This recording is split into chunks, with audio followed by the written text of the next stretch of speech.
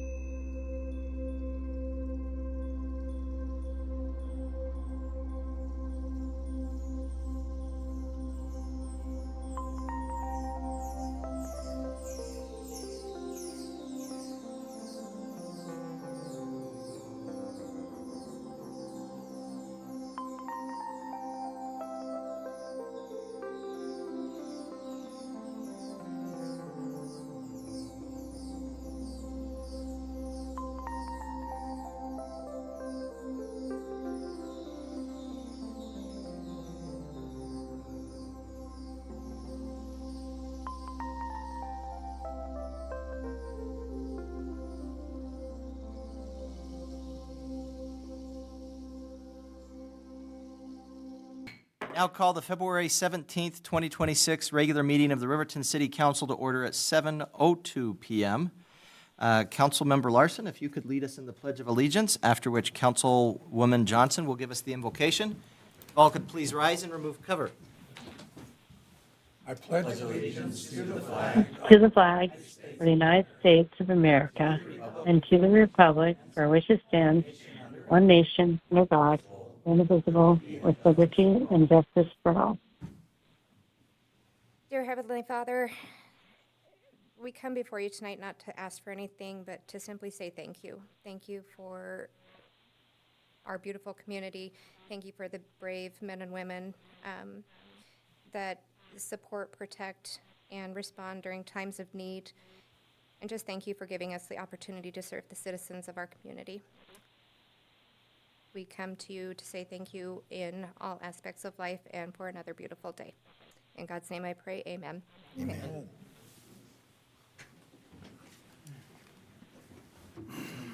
Thank you, Councilwoman Johnson and Councilman Larson. Even though I asked you at the same moment that I told you.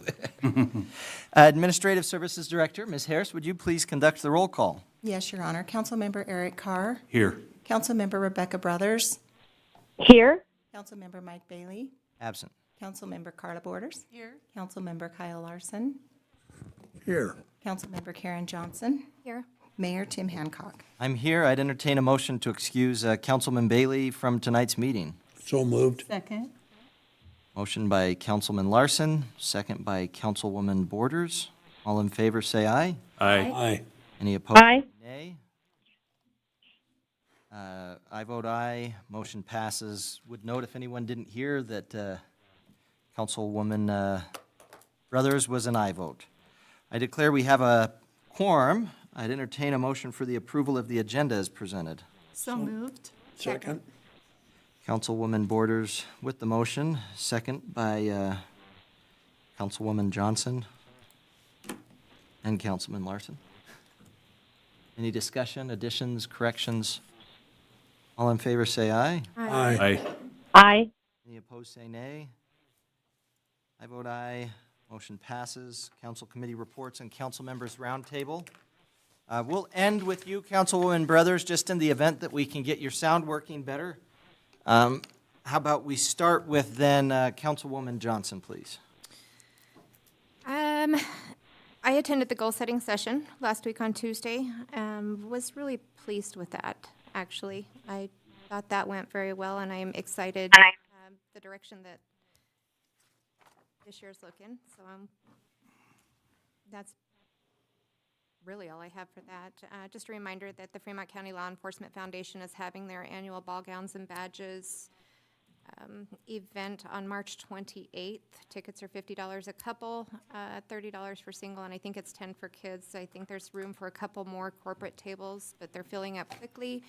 They are still accepting donations. If you want to participate, great event. It supports 100% of the money stays local and supports law enforcement in any way that they need it, pretty much. Beyond that, that's all I have.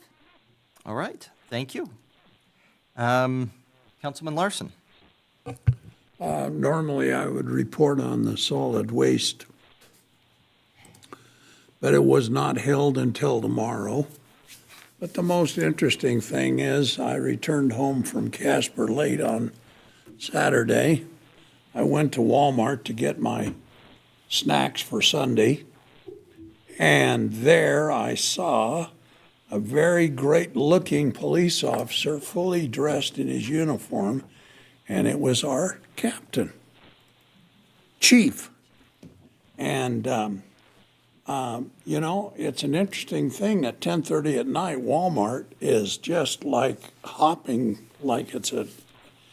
There are more young kids in there, and I couldn't believe it. And fortunately, there was an officer of Riverton there to watch over the goods of Walmart, because those kids are up to pranksters. Anyway, that's all I have, Your Honor. Well, thank you. I'm glad that there's still people who think Chief Hurtado is good-looking. Yeah, he is. I won't tell Amy. All right, Councilwoman Borders. Okay, Your Honor. I've had a lot of meetings here recently. The first thing was being able to attend the WAM convention last week, Wyoming Association of Municipalities. It was a great event. I learned a lot, attended some really nice breakout sessions, and then to top it off on Friday, as you know, we got to spend it at the Capitol doing a tour. One funny thing that happened to me is the lady in the lobby said, just go wherever you want to go. So I went wherever we went. Well, they didn't say not to walk into the governor's office. Good for you. So I walked in the doorway, and then here came security saying, ma'am, you can't go there. So I just thought I'd share that. So the next There are thing- some limits. There are limits. My husband's like, I don't think you should go in there. And I'm like, off I went. I'm going anyway. So I learned not to do that. Let's see, last week we had a senior endowment meeting and just talking about getting some repairs to their boiler system. It's been quite a while trying to get bids and all that good stuff. So they're finally getting some of that stuff done. The rec board met and discussed the allocations for the applicants, and I can't say enough about all the great things people are doing in our community. It's pretty amazing. Let's see, pause. I need to open this back up. So pause has some upcoming events. They have their pub crawl on March 21st. Registration is from 12 to 1 at the Heritage Hall. It starts and ends there. The pub crawl is from 1 to 4, and then they're going to have some bands from 4 to 11. So if you want information on that, you can go to the Pause Facebook page or give them a call. They're having bingo and brownies on April 18th at the Elks. Doors open at 5, bingo's from 6 to 8. And then they're having a bake sale on May 2nd from 12 to 2 at the library. They always have a good assortment of dog treats and people treats, so mark your calendars. And then the last thing is we had our semi-quincentennial meeting yesterday, and we're planning a big bash for the 4th of July for Riverton. We want to put ourselves on the map and give everybody a chance to celebrate together. So we're going to be having a parade. We also had a meeting about that. We need volunteers. We need people to do floats and just plan on hanging out on the 4th of July here in Riverton. So that's all I've got. All right. Well, that's a lot. Thank you, Councilwoman Borders. You're welcome. Councilman Carr. Thank you, Your Honor. I had the opportunity to attend the special Planning Commission meeting held last Friday, the 13th. Odd day to have a Planning Commission meeting, but that went well.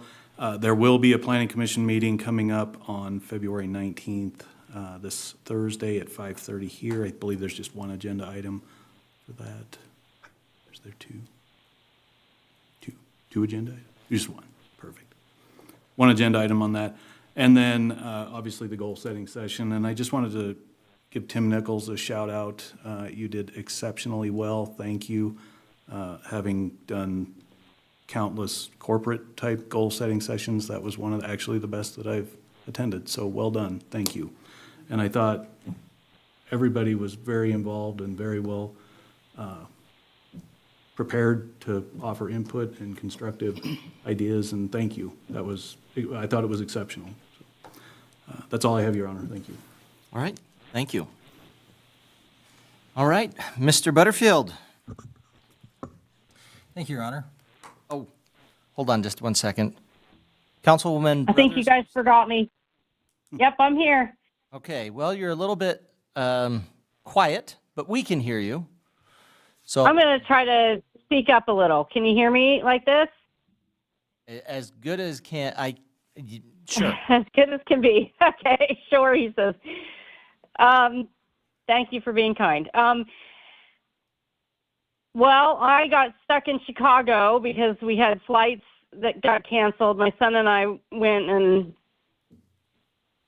tried to visit we were visiting my grandma that's not doing well back east, and we would have been back in time, but I think they had 4,000 flights that got canceled today or something, and ours was one of them.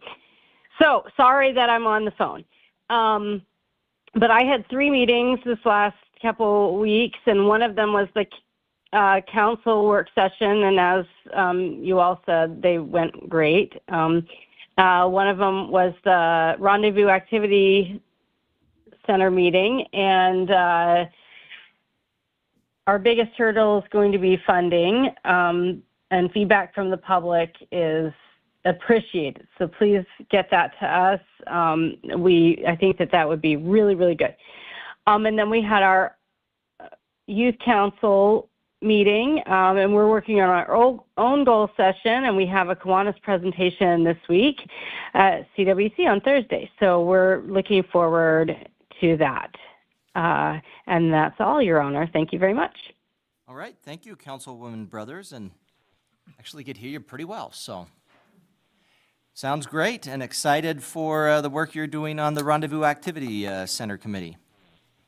Mr. Butterfield, sorry to, this is why I have Councilwoman Borders right here next to me to hit me upside the head if I forget something. Go ahead. Thank you, Your Honor. I want to make reference that the Community Development Department is holding a public meeting on Monday at 5:30. The purpose of this meeting is to invite contractors and members of the public to review the limited license plumber component of our municipal code and receive feedback.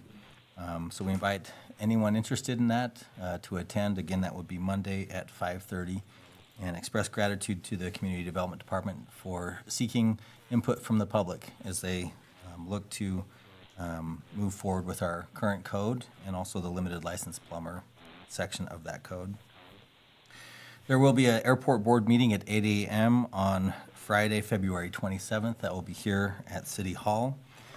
Public Works Department also wants to make sure the public is aware that construction has resumed and will continue to move forward on Riverview Road. As such, there will be impacts on traffic, and there will be closures again scheduled this week so that the contractor can appropriately do crossings and ensure the safety of the traveling public and also their workers. We encourage folks to plan for alternative routes, to obey the detour signs, and to just drive safe through that area, especially as we have schools that are close by there as well.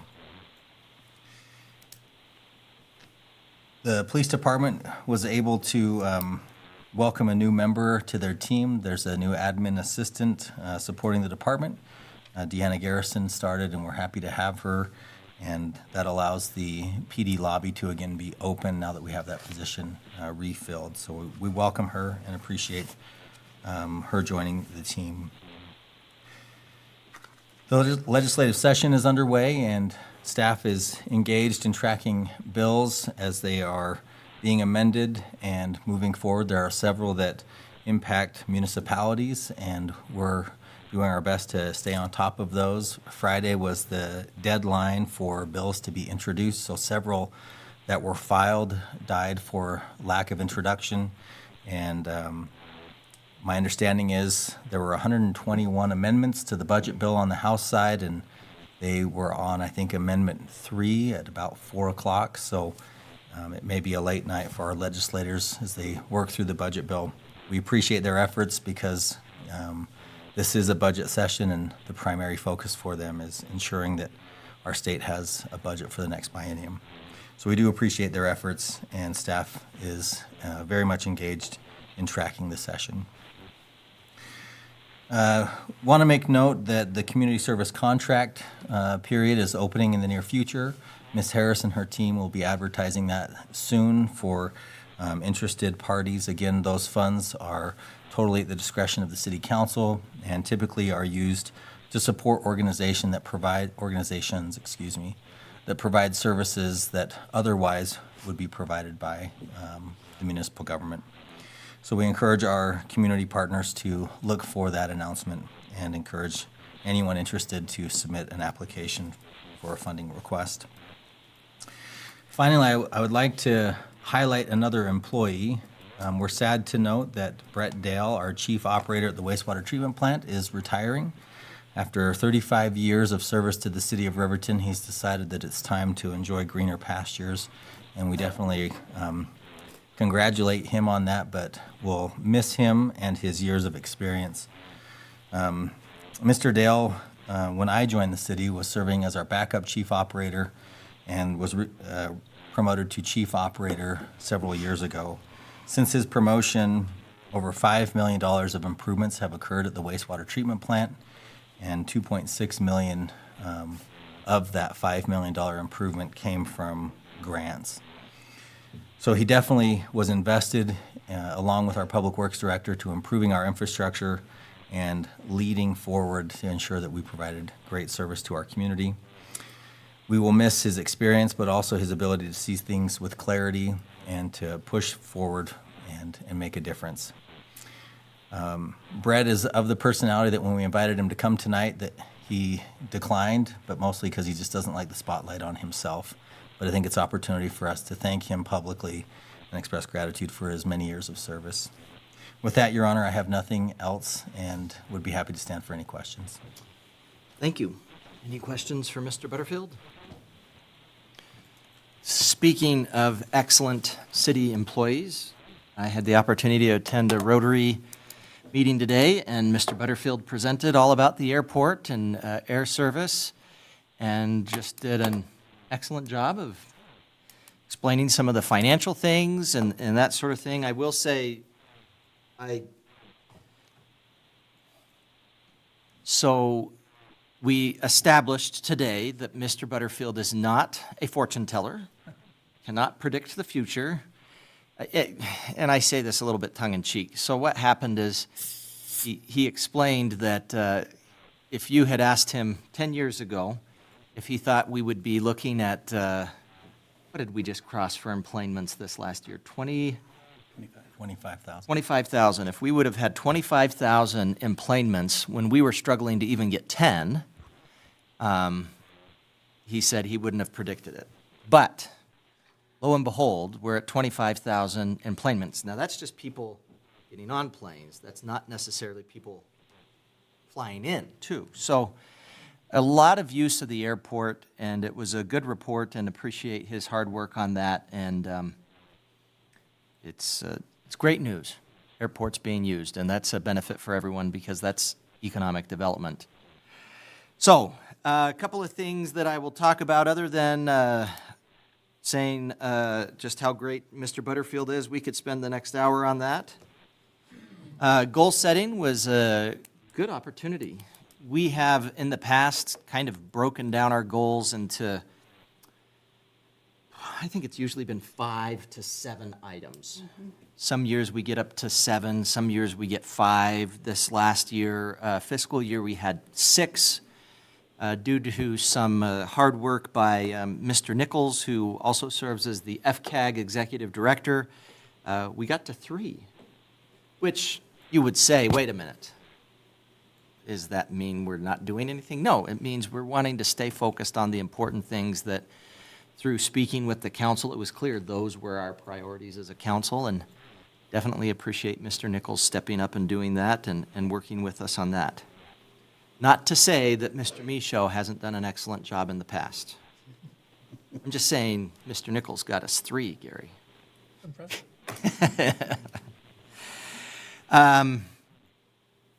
For people that maybe saw this in the news, it was great to be able to learn that the Wyoming Historic Society was gifted what's the name of the museum there on Wind River Heritage Center? Thank you. Took me a minute. You're right there. That's great news. They have a great vision that's in place, that they want to do things that are going to make that an attractive area, a place where people want to be and learn more about, well, of course, the rendezvous, that sort of thing. And I'm excited. That is great news, and I'm excited for it, and look forward to the work that they're going to put into that. So definitely excited for them to be able to, and I think the plan is eventually to move down there so that their offices wouldn't be there on Main Street, but they would have both a museum and the Wyoming Historic Society offices there. Had the opportunity to attend WHAM, a great opportunity to attend, as noted by Councilwoman Borders, the opportunity also to be able to attend some of the legislative sessions. Well, I guess we didn't really attend any of the legislative sessions. That we just went there and shook hands and said hi. SLIB, we did go to SLIB and got to hear from the Big Five, which aren't really any different size than other normal people, but they're the highest elected offices in the state. Matter of fact, I'd say Christie is pretty small. She's tiny. So that was a good opportunity. Normally, WAM has about 100, last year we had about 180 people who attended. That's the Wyoming Association of Municipalities. And this year we had more than 360, so we doubled our numbers from last year. It's a great organization that serves as an opportunity to learn, to be able to mingle with each other and learn from other communities what works, what doesn't, and appreciated the opportunity to attend. Also was invited to attend the Riverton Fire Department banquet, which was interesting. I think everybody at the Riverton Fire Department was a little bit touch and go because that was the same night as the fire that we had on the river bottom just recently. Well, the first one, not the second one. So they were out there hard at work trying to put it out. And then many of them came in still smelling like smoke. I'm not trying to be, mean or anything, but they did. They came in kind of smelling like smoke and had a great banquet, and then they went right back out and started to get to work. Some of them, not all of them. It's always something fun that I enjoy the opportunity to attend and appreciate just all the work that our fire department puts in to make sure that we have a safe community. Also, for people that, I don't know, this is something that I'm sure the Chamber has already announced, but they have a new board. Excited for the folks that are going to be joining the Chamber board in different ways there. I think that's really all I have to report on. I have an FCAG meeting coming up. I don't think we've had, yes, the solemn nods here from staff. So we haven't had one yet since the last meeting, but we'll look forward to that.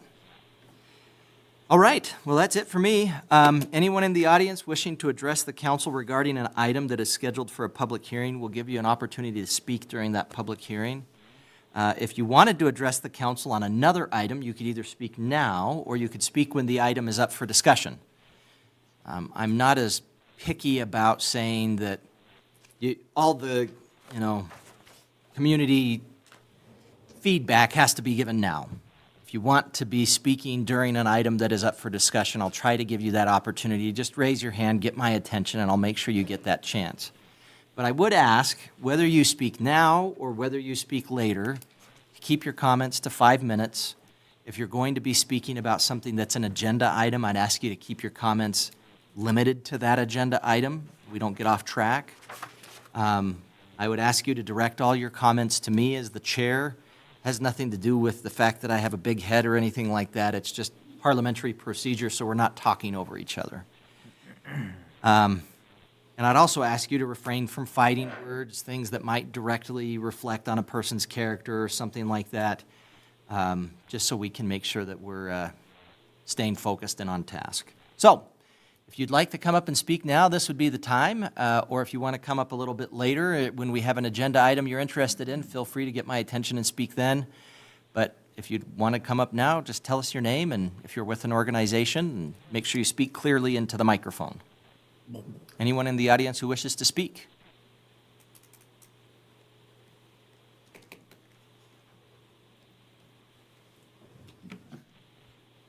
Thank you, Your Honor, and esteemed members of the council and staff. Ted McCool, project manager for Lakeshore Construction for the Rocky Mountain region and Mountain States, along with owner and business owner and building owner of 307th Rift at 412 East Main Street. And director for the Downtowners, and addressing under that issue right now and last week for the 2-hour parking. I'd like to somehow toss that out there so we can either throw it on an agenda or revisit that for the Main Street corridor and try to alleviate some of these traffic issues and parking issues that all of us as business owners run into on a daily basis. And that's being a business owner down there in the most congested area of, as far as businesses and retail space goes in the city of Riverton, it is a challenge. And so we'd like to have that addressed in the future or sometime tonight, and see what we can do about reinstating the 2-hour parking signs. And I yield the mic. All right. Thank you, Mr. McCool. We'll have to figure out how to get that on an agenda, but we'll we'll get that as something we can discuss and figure out. I know we did have some discussion about parking with a report previously from the Planning Commission, but we'll figure out how we'll get that going again. Thank you. Anyone else?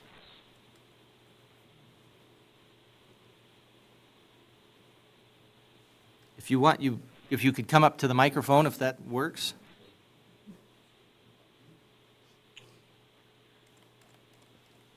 I'm addressing number 18 on the agenda for tonight.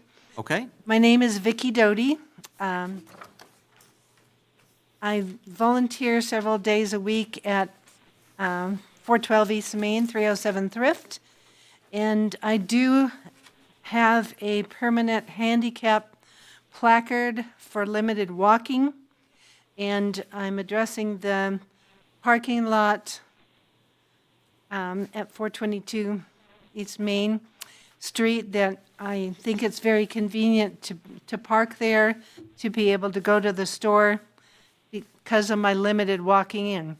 Usually my husband is by my arm, sometimes not, but I do appreciate that parking lot very much. Okay. Thank you. I appreciate it, Ms. Doty. And how do you spell your last name? D-O-U-D-Y? D-O? As in dog, O, T as in Tom, Y. Ah, Doty. Got it. And then E-I-C-K-I. All right. Thank you. Anyone else? All right. We'll move on to our next item. Administrative Services Director, Ms. Harris, could you please read the consent agenda items by title only? Yes, Your Honor. Minutes of the February 3rd, 2026 regular council meeting, minutes of the February 10th, 2026 council work session, minutes of the February 17th, 2026 Finance Committee meeting, Finance Committee recommendations from February 17th, 2026, Urban Systems appointment, Eastern Shoshone Business Park subdivision, filing 3, and fiscal year 2027 budget calendar. All right. And just for the edification of the council, there had been a slight modification to the Eastern Shoshone Business Park subdivision. There had been a supplement that was sent out by Mr. Butterfield, considering it wasn't anything that was really material or much different than what had been proposed previously. I had asked him to leave that on the consent agenda, but as with any consent agenda item, if anyone wants to pull anything off the consent agenda for individual discussion, we can do that. Your Honor, I don't want to pull it off the consent agenda, but I did Okay. want to bring up, there is a line work issue. There's 2 property lines where Lot 1B was, we just need a dashed line on the easement so that the property goes all the way to the edge, so it doesn't look like 2 lots. That's all. Okay, just in terms of how it's planted. Just line work. Gotcha. All right, but items requiring further discussion, please, Mr. Councilman Carr. Thank you, Your Honor. The Finance Committee met at 6:46 PM tonight and recommend consideration of claims to be paid in the amount of $821,923.56, Elon credit card in the amount of $5,682.81, manual check in the amount of $447.51, payroll and liabilities for February 6, 2026 in the amount of $240,667.33, for a total of $1,068,721.21. All right, I'd entertain a motion to approve the consent agenda as presented. So moved. Second. Councilwoman Borders with the motion, Councilwoman Johnson with the second. Discussion or amendments? All in favor, say aye. Aye. Aye. Aye. Any opposed, say nay. I vote aye. Motion passes. Youth Council appointment, Brayden Thacker. Mr. Butterfield. Thank you, Your Honor. Mr. Brayden Thacker has expressed interest in serving along his peers on the Youth Council. He has attended several meetings of the Riverton City Council, as well as meetings of the Riverton Youth Council, and I believe he'll be a valuable voice among his peers, and since he's already expressed interest and has been attending the meetings, it will be nice to, with your consent, give him a formal vote and voice on that council. So it is staff's recommendation that the mayor and council appoint Mr. Thacker to the youth council. Thank you, and I would entertain a motion to do that, to confirm the appointment of Mr. Thacker to the Riverton Youth Council based on his interest that has been expressed for the last couple of months, I think, that you've been coming to the meetings. I think he'd be a great addition and has the energy and the interest, and so I think it would be appropriate to appoint him. Do we have a motion to confirm his appointment to the Youth Council? Second. Motion by Councilwoman Borders, second by Councilwoman Brothers. Any discussion? You want discussion, Mr. Thacker? Come on up. I told Mr. Thacker that it's tradition for anyone added to the Youth Council to give a 30-minute speech. But I do think it would be good if you wanted to introduce yourself to the council a little bit. Of course. Yeah, I'm Brayden Thacker. I actually moved here in May, I think, and I'm from Louisiana, northern Louisiana, near Monroe, near that area. We moved here in May, and it's been interesting being up here. I've never seen the mountains before, and I haven't seen snow since I was 10. We don't get a lot of snow in the South. You still haven't. No. But yeah, I'd love to be on the youth council. I know a lot of people on the youth council. Royce Hancock, for example, the chair, and the mayor's son. Good friend of mine, very good friend of mine, and a lot of others. Yeah, I've been very interested in politics, bureaucratic processes, and local governments, and I've really been wanting the opportunity to be able to engage in that and being able to learn it and learn from people around me, since there's a lot of people in this room right now that knows a lot of stuff, and it'd be nice to learn and nice to learn stuff and also do a lot of stuff. Like, for example, I've seen, like, we went to a Rusty Truck restaurant in town once, and while we were sitting in the parking lot, my dad was going to get an order from there, and we saw a person walking on the sidewalk, tripping over themselves. It's quite obvious that they were high on some kind of drug, and there's problems in this town that definitely need to be addressed and solved, and it'd be nice if I would be given an opportunity to be able to try and address those problems with the help from all of you and maybe from some of my peers on the youth council as well. And it'd be very nice to work with all of you and work with the youth council and to being able to do projects like that and to being able to help the community, since this community has already given a lot to me, and I'm very grateful for all of it. So, yeah. Thank you, Mr. Thacker. And what year are you in school? 9th grade, I'm a freshman. Where, are you at Riverton High School then? Yeah. Good. Okay. Your Honor, Yes, sir, Councilwoman Johnson. I just want to say this young man actually came into my store when they first moved to town with his family, and his interest didn't start just a couple of months ago. He spoke about this immediately upon coming here, and he has stuck with it, and he has shown up to every meeting to be a part of and learn and grow, and I am super proud of you for that. So I am excited to have you part of the youth councils. Thank you. And yeah, it's the thrift shop that I went to actually get my outfit and clothes for speech and debate. So that's where I went. And I talked him into it. Good. Talked him into speech and debate. No, I talked him into joining youth council when it was developed and being Good. a part of the community, and he has stuck with it, so I'm super proud of him. Way to go, Mr. Thacker. And also one more thing. Oh, yes. Sorry. I do also know, I think she's on the phone right now a lot, Councilwoman Brothers, speech and debate coach. She's helped me a lot. She's the one who actually got me to want to go on the youth council. So, yeah, I'm very grateful for her as well, because I probably wouldn't be up here if it wasn't for her. So, very grateful. Thank you, Brayden. We're so glad to have you. You're going to be a valuable member. Okay. Thank you, sir. We will dispense with the traditional 30 minutes of questions. You can sit down and we'll have our vote, okay? Okay, thank you. Thank you, Brayden. Well done. All in favor of confirming the appointment of Brayden Thacker to the Riverton Youth Council, say aye. Aye. Aye. Aye. Any opposed, say nay. Motion passes. You're on. We've usually had we administered an oath to the other members, and we'll have to maybe get that at another time. We can get that taken care of, can't we, Mr. Butterfield? Okay.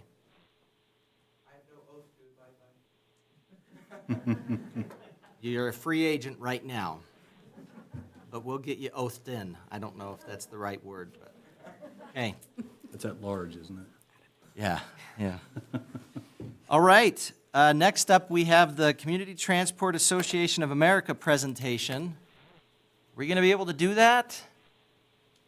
Okay, Mr. Nichols, would it help if we put this at later in the agenda, or is that not going to make a difference? Thank you, Mayor, members of the council. To answer your question, no. I just spoke with them 40 minutes ago, and they were in Rollins. Oh, no. Like Councilwoman Brothers, their flight connecting them to Casper was canceled, and so they pivoted quickly and are driving from Denver. I did just look before I came up here, and I'll have to eat crow tomorrow because I did recommend, well, they should have chose Central Wyoming Regional. But that afternoon flight was also canceled. So that said, I do have some initial data that they presented. I told them I was willing to present on their behalf to a degree because I did promise that I would not turn this into a 45-minute transit TED Talk. So I can present some real quick information that they did collect remotely, and they were prepared to present this evening, if that is all right with you, Mr. Mayor. I don't have a problem with that, and I kind of jumped the gun here, Mr. Butterfield, but did you have anything to add before we get to that? Okay. Well, Mr. Nichols, I will set a timer. 40 minutes is the maximum. Now, go ahead, please, let us know what you have to present, and hopefully we'll catch up with CTAA as soon as possible. Yes. I appreciate that they were trying to drive. Now, I do have a question, though. If they were coming from Denver, how were they in Rollins? I-80. I-80. Just go up Casper. Anyway, I'm just being gripey. They should have gone up I-25. Might have been here faster, I'm not sure. Nevertheless, they are on their way. We will regroup. Closed both ways. Is I-25 closed too?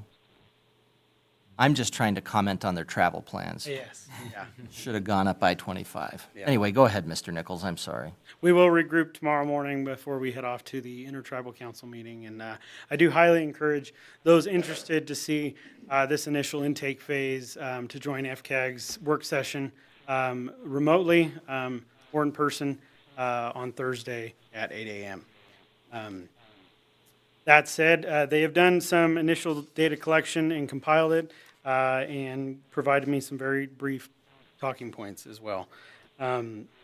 So just a review of the overall project. This project encompasses WRTA and Fremont County under a USDA-funded grant.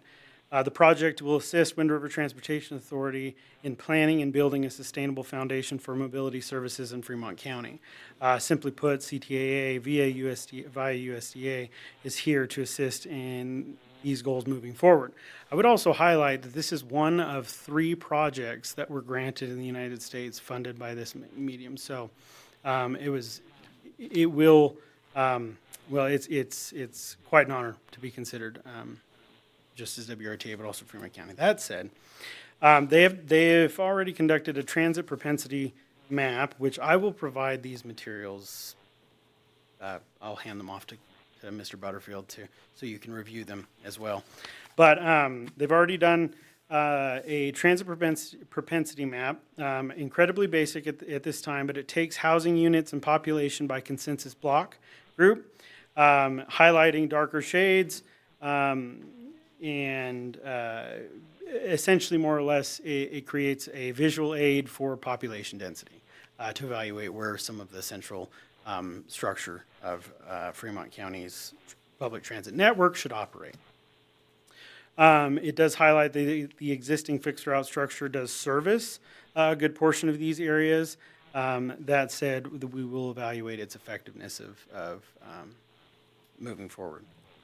We'll go into the ridership summary. Actually, I'll save that for just the end because there's some interesting data in there. But one thing it did do is analyze where do people who work in Fremont County actually live. A majority, no surprise there, works within the city of, or lives within the city of Riverton, or works within the city of Riverton, city of Lander. And then there's a significant portion that's classified as other. Their initial analysis shows that is likely unincorporated rural county and tribal areas.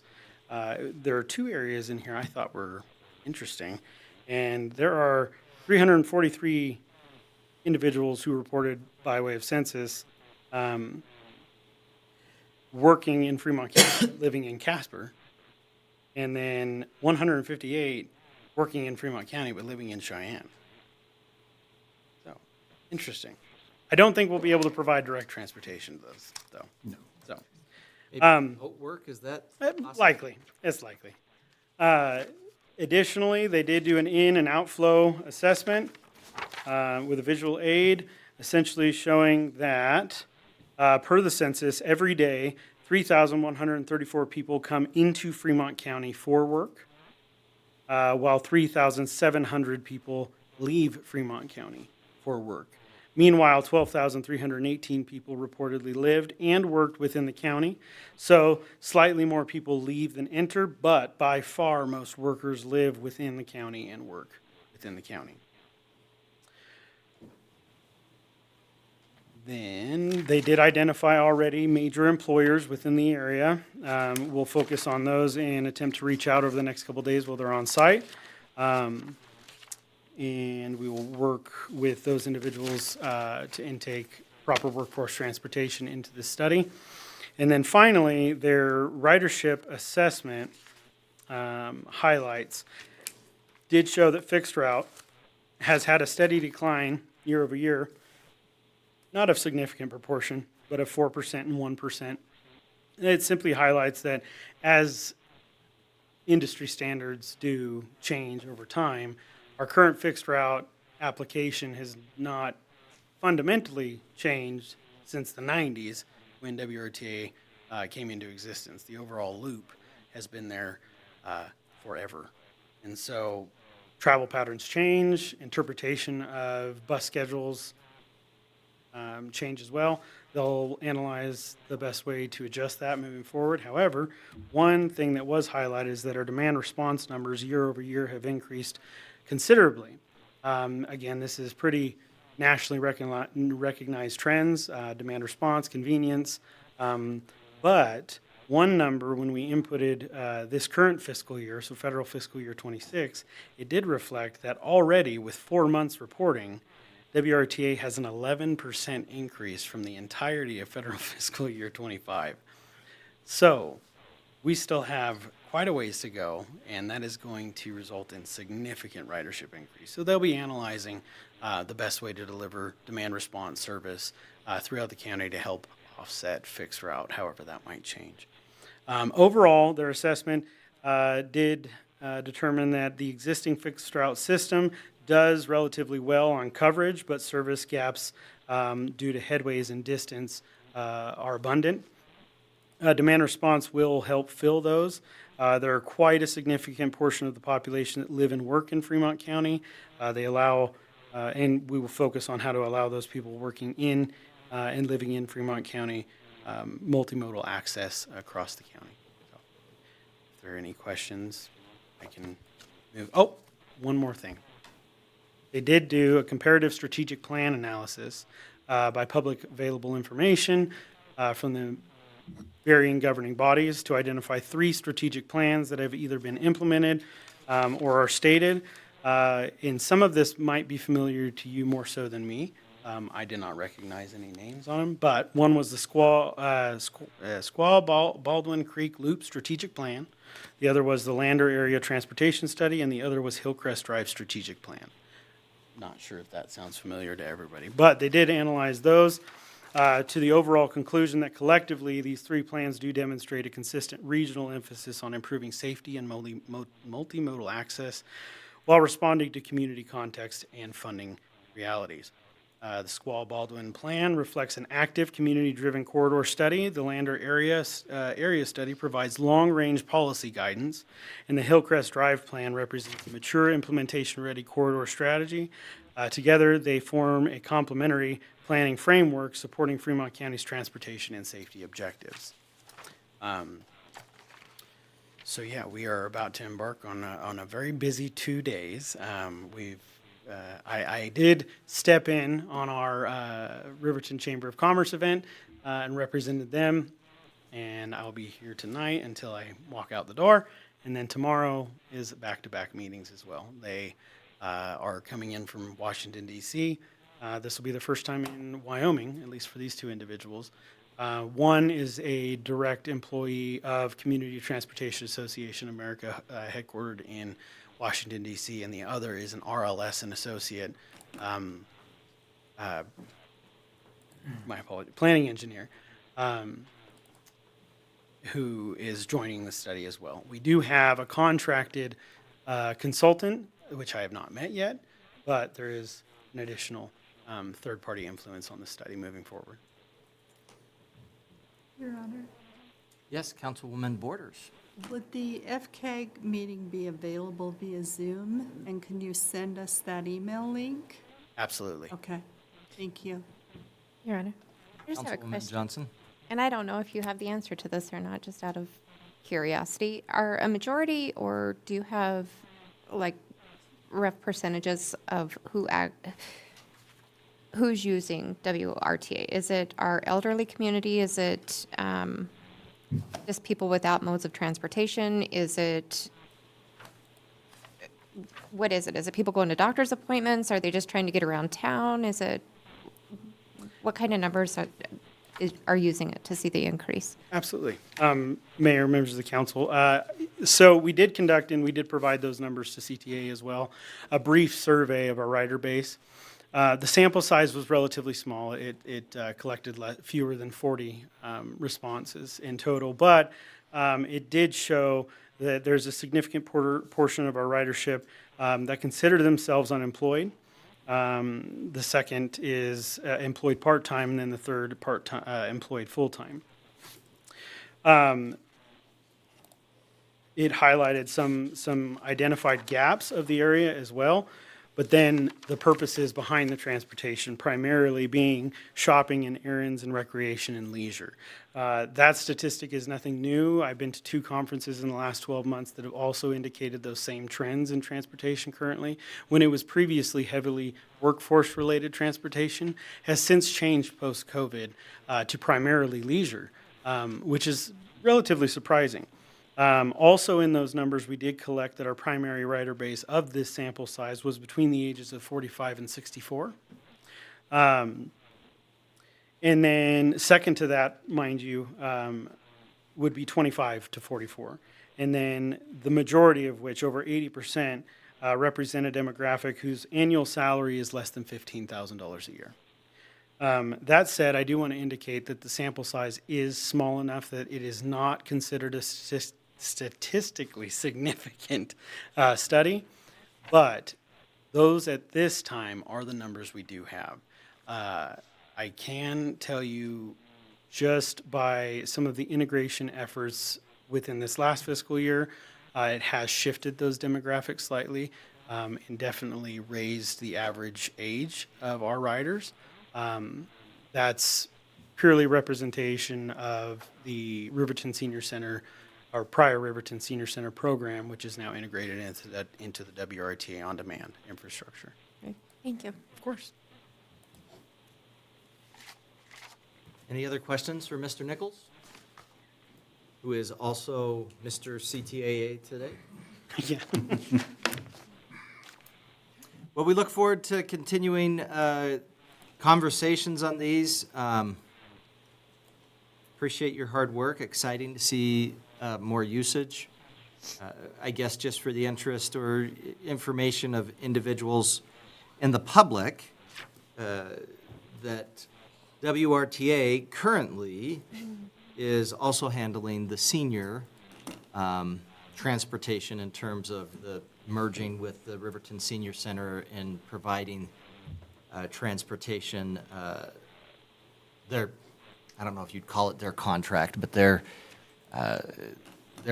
grant funding or whatever has kind of melded in terms of what's going on with WRTA. So would expect that there's a lot more seniors than they have in the past since they're doing the senior center transportation now. But nevertheless, regardless, public transportation, most of the work that you end up doing comes from people who are asking for demand response. So it's, I need a ride from here to here, call them up, and they can figure that out.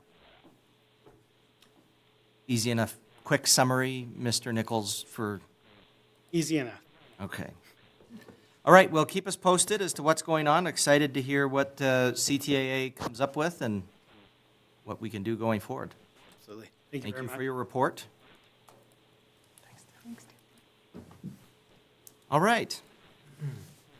Well, I would note, I-25 is open.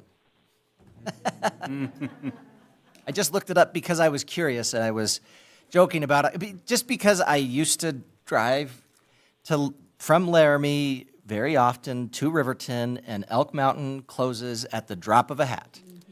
And so I was like, I don't know who told them to go through Rollins. Maybe it was Google Maps. But in the wintertime, you do not take that road. Anyway, I hope you understand that was just in jest. It's a bummer they got stuck in Rollins. I have friends there if they need somewhere to stay. I don't know if they're that good of friends, but we'll see. Thank you for your report. Thank you both for your hard work with FCAG and WRTA. All right, next up, consideration of AYERS Associates contract, Brownfields and Land Revitalization Program, Community Development Director's report, please. Mr. Michaud.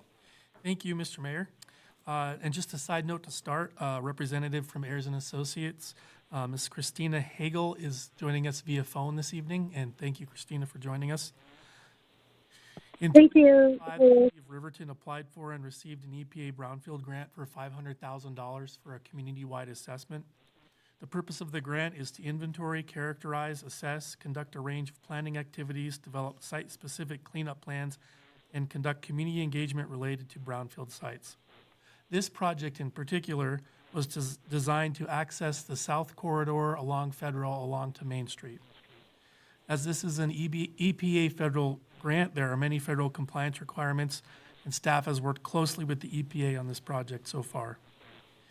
As a review, the city advertised requests for proposals and qualifications, and we went through that process, and 2 weeks ago, the council selected AYERS and Associates as our consultant.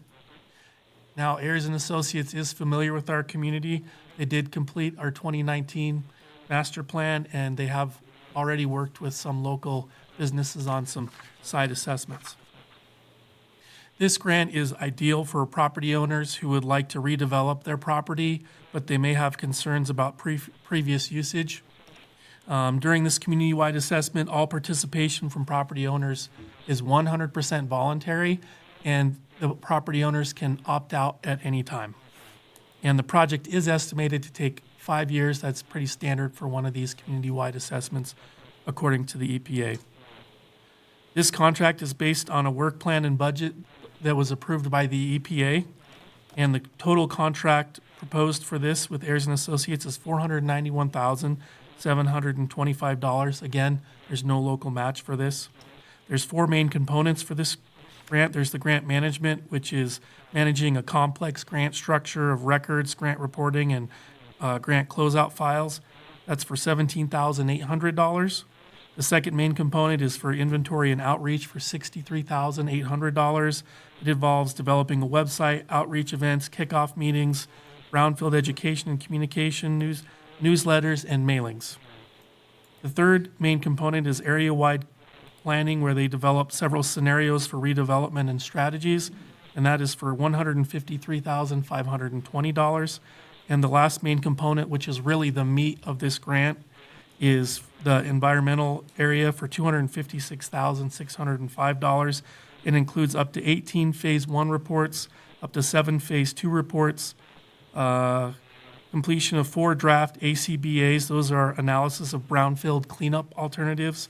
And again, this is for a total of $491,725.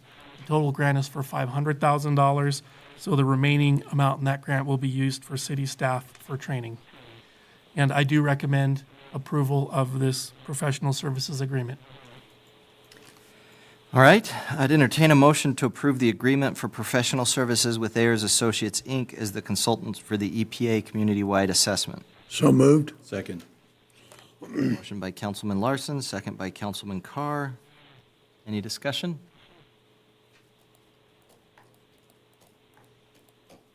All in favor, say aye. Aye. Aye. Any opposed, say nay. All right, I vote aye. Motion passes. Christina, do you have anything to add, even though we already voted? I don't, but thank you so much. We're really excited to get started on this with you, and we're really excited to get going. I think this will be a huge benefit for the community and for the community members that are looking to revitalize their properties. That's great. Excited to have you on board, and look forward to seeing the work you come up with. Thank you. All right. Next item on the agenda, we have the Riverton Police Department year-end report. Police Chief, Thank you, Your Honor. We'll just need a couple minutes to set up. we want to take a brief recess while you get that set up. We're an hour in. Anybody have an issue with taking a I was expecting Mr. Nichols to take a little bit longer, but Let's do we'll do a recess until, let's see, it's exactly 8 o'clock, and we'll recess until 8:10. On recess.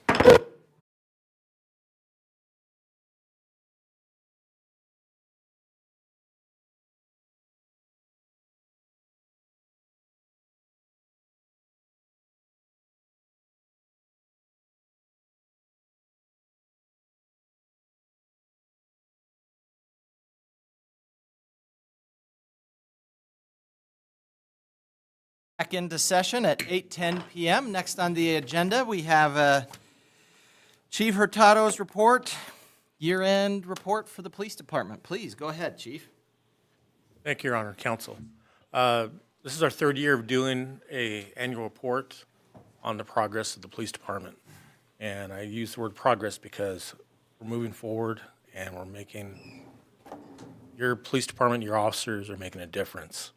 Tonight, we're going to kind of maybe a little bit out of order on some things because there is a lieutenant that's missing, and fortunately, tomorrow he gets to change baby diapers. So baby Reese was born, and he'll be out of service for about a week, so he says.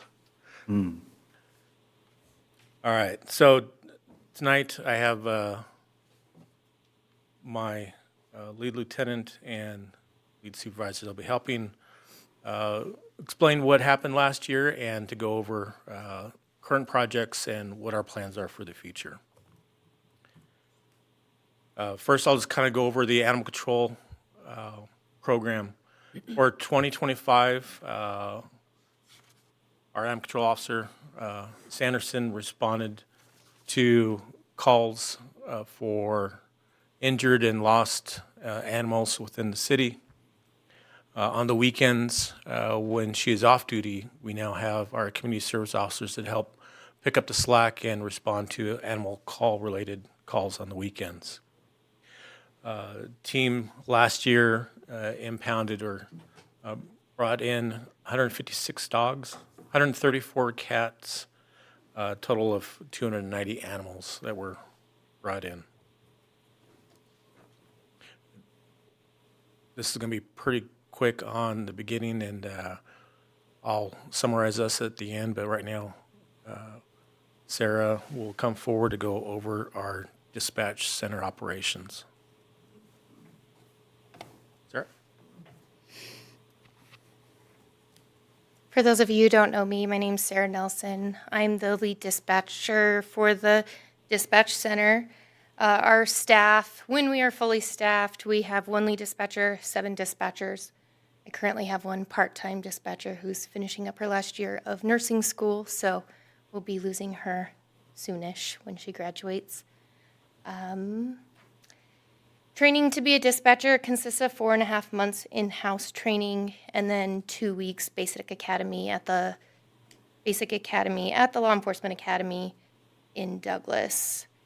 4.5 months is a loose term. If people need more time, we give them more time. They need more calls, more radio traffic. We give them the time because sometimes we're in there alone, taking all the calls by ourselves, and the dispatch center gets busy. We have several dispatchers who are dual certified in other areas, negotiators, and we also have CIT certified dispatchers.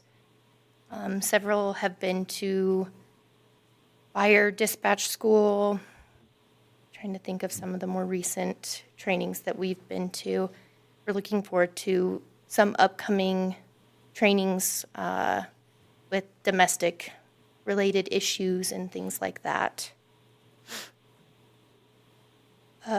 Dispatch responsibilities, I'm not going to read all these off, but we handle all 911 calls for the city of Riverton. Currently, cell phone calls are routed to the Fremont County Sheriff's Office, and once they figure out that they are in the city limits, they get transferred to the Riverton Police Department, and then the girls create the calls. And then again, any landlines, they come directly into the PD. We also handle all radio traffic from officers. We also dispatch for the Riverton Fire Department. And then the dispatchers do a really good job of monitoring other radio channels, FCSO, Wind River PD.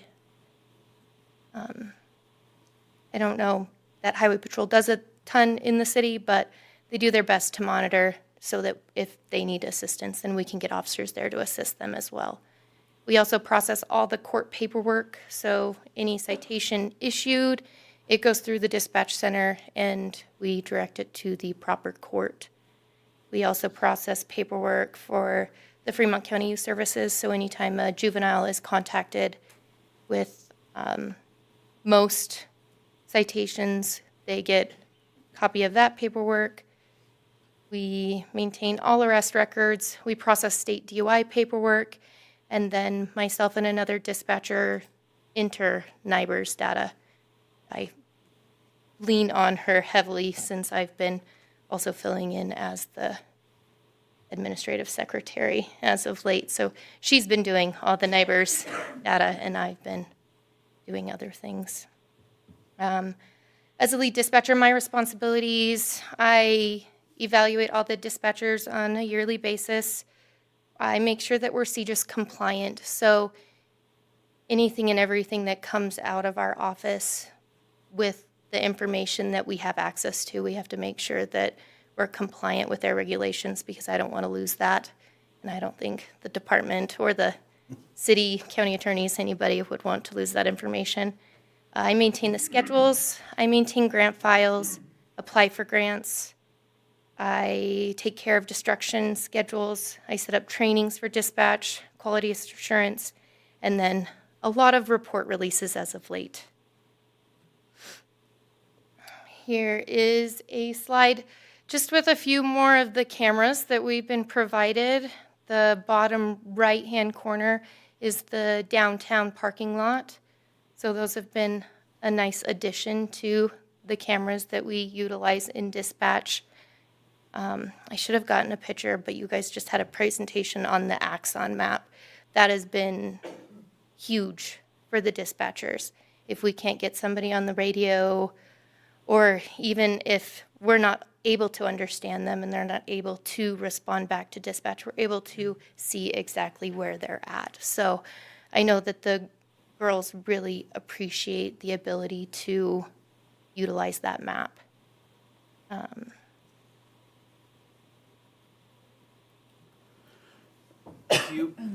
Where are we at with any further cameras in City Park? Is that still in the works?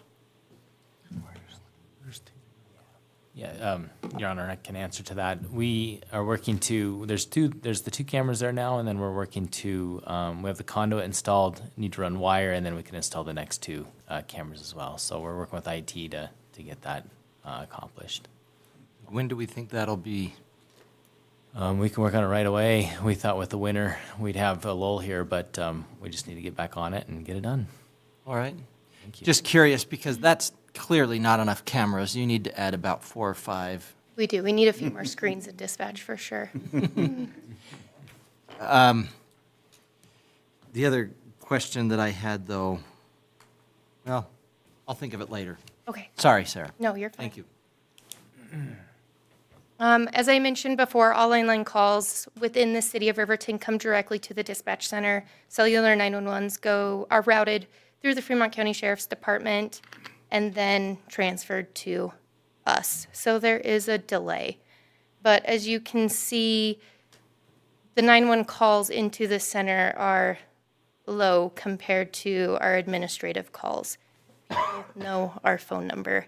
So typically, a lot of our emergent calls are coming in just on a regular admin line. A slight increase in the dispatch center, so that 30,723 administration calls, that's anything from somebody calling to make a report, calling to report a crash, to they need to speak to the chief, or they need to follow up with an officer, anything of that nature. And then I just also wanted to highlight just calls for service for officers. So law enforcement last year, we took 9,779 calls, and fire department, we dispatched out 341 calls. And that's all I have for my section, so if you guys have any questions. So you've been doubling as the administrative services, the Secretary. secretary there. Have you also been doubling then as the evidence tech lately? I've been building a few cases in Axon, yes. So we're putting a lot of hats on you lately. Well, so I'm adding to the files. I'm not doing what the evidence tech was doing fully. I'm just helping out where needed. I appreciate you doing that and stepping in. Yeah, of course. Any questions for? Okay. Okay. Thank you. You're welcome. Appreciate you. Now, Lieutenant Wharton. Thank you, Sarah. Mayor, Council, before I get started here, a woman does a lot more than she says she puts up there. We would be in dire straits without her, so thank you for everything that you do. As talking about evidence, I'll cover that now without our evidence technician, since you brought that up, Mayor. Right now, Lieutenant Martson and the detective division has been taking over what she does. And then we're also using it as a training opportunity, so some of the new officers are going to become evidence technicians temporarily for a week at a time to get some training on that, and then also help with some of the backlog. Now we'll talk about patrol training. POB stands for the Police Basic. Coursework includes basic law and constitution, laws of arrest, search and seizure, active shooter, practical exercises, high-risk traffic stops. This is a certification that's required through the state. We talk about WALEA. I'd also like to bring up, you saw the article that was released. It's something we've been working on with CWC. We will be starting in the fall of next year. We have our own police academy here up at CWC. We're going through the certifications both with the regional college accreditation and then with post accreditation for that. Cool. Lander, PD, Riverton PD, Teton County Sheriff's Office, Jackson PD are all on the advisory board for that, and we've been working really hard at that to get something local here. So more to come on that later on down the road. This year we conducted in-service training. All officers spent a week of time in August, where we really haven't had the opportunity in the past, but with staffing where it was at, we finally had the ability to do in-service training. This is something that most agencies do if they have the personnel for it, so it allows us to cover the same training at the same time. This year we went through a day of firearms training, a day of defensive tactics or custody and control training, and then a day of legal training, which was done by Mayor, I believe you came and taught some of that class, as well as our detectives and some criminal investigation division, and we had some live application of crime scenes for patrol officers and things like that, court testimony. It was a very good training for our officers. Again, we covered Wyoming Peace Officer Stand-in Training. That's post. They grant, suspend, revoke certification for peace officers and dispatchers. They establish all the training criteria that we have to have throughout the year. We're required to have 40 hours of training every 2 years. We well exceed that here. That was a deficiency that Chief Furtado recognized when he got here, so that was one of the things put on my plate when I got here. And we've for instance, one of the things that we've done, you have several categories of training, but you have your high liability training, which is your custody and control, use of force, firearms, and of those three things, we only had 1 or 2 instructors, and now we've expanded it, except for use of force, which I'm working on. We now have at least 5 instructors in every one of those categories. So, And I know a couple of years ago, it was hard to get an ECIR trained person, and that's changed significantly. That has changed. We have 2 SFST instructors and ECIR instructors, and we've got 2 more on the way as well. They're going through that training right now. So, and all of in our patrol unit, those guys are required to be trainers in those particular disciplines. So it's something we've worked really hard on, and we're starting to get to the point now where we're not going out and looking for training for guys. We're starting to host that training here and being a resource for all the other agencies in the adjoining counties to do that too. Just for anyone watching that doesn't know, so a couple of years ago, we had situations where sometimes you'd have officers on duty, and in order to actually do the breath testing for DUIs, you have to be certified through the state. And I don't know what it was, if it was just bad timing, but I think we had in the department 1 person who was actually certified for the ECIR at the time, and if they weren't on duty, you had to get somebody from the state or the county over here or call them in to do it. Now all of our officers are ECIR certified. Great job. 2 trainers. Thank you. As I talked about, we've increased the amount of training. In 2024, we had a total of 6,035 hours of training for dispatchers and officers, and we've increased that this last year to 8,295 hours of total training. And this next year, plan on having more than that. Our FTO program, this includes in our training. We have expanded our FTO program. Sergeant Marshall has taken that over. As you all know, he has a lot of years of experience and a lot of years of training. So he has revamped our FTO program. And we currently have 2 officers in FTO right now, and we're not at a rush to get them out of that, so we're giving them all the time that they need in the world. Another aspect of that with the academy coming online through CWC is we no longer are beholden to the schedule at Walia for the academy too. We have 2 academies a year, and we have automatic spots granted to us because we are involved in helping teach in that program as well. School resource officers, Officer Tyler Larson is handling the junior high. Officer Amos, what's really important with these 2 guys is, number 1, the schools really like them. But number 2, this is probably more important, they have taken on a bigger role of the administration of programs that are specific to the school district. Both of them are active shooter instructor trained. They run the active shooter response programs up at that school, and they're really involved with those things. we all hope that that never happens, but we have the right guys in place with the right knowledge. And if that were to happen, those guys would be there and be able to, because I'm going to be honest with you, I've been through the high schools, but I don't know about the high school by room numbers. And it's important to have those guys on scene and have guys with that knowledge base if something like that ever does happen.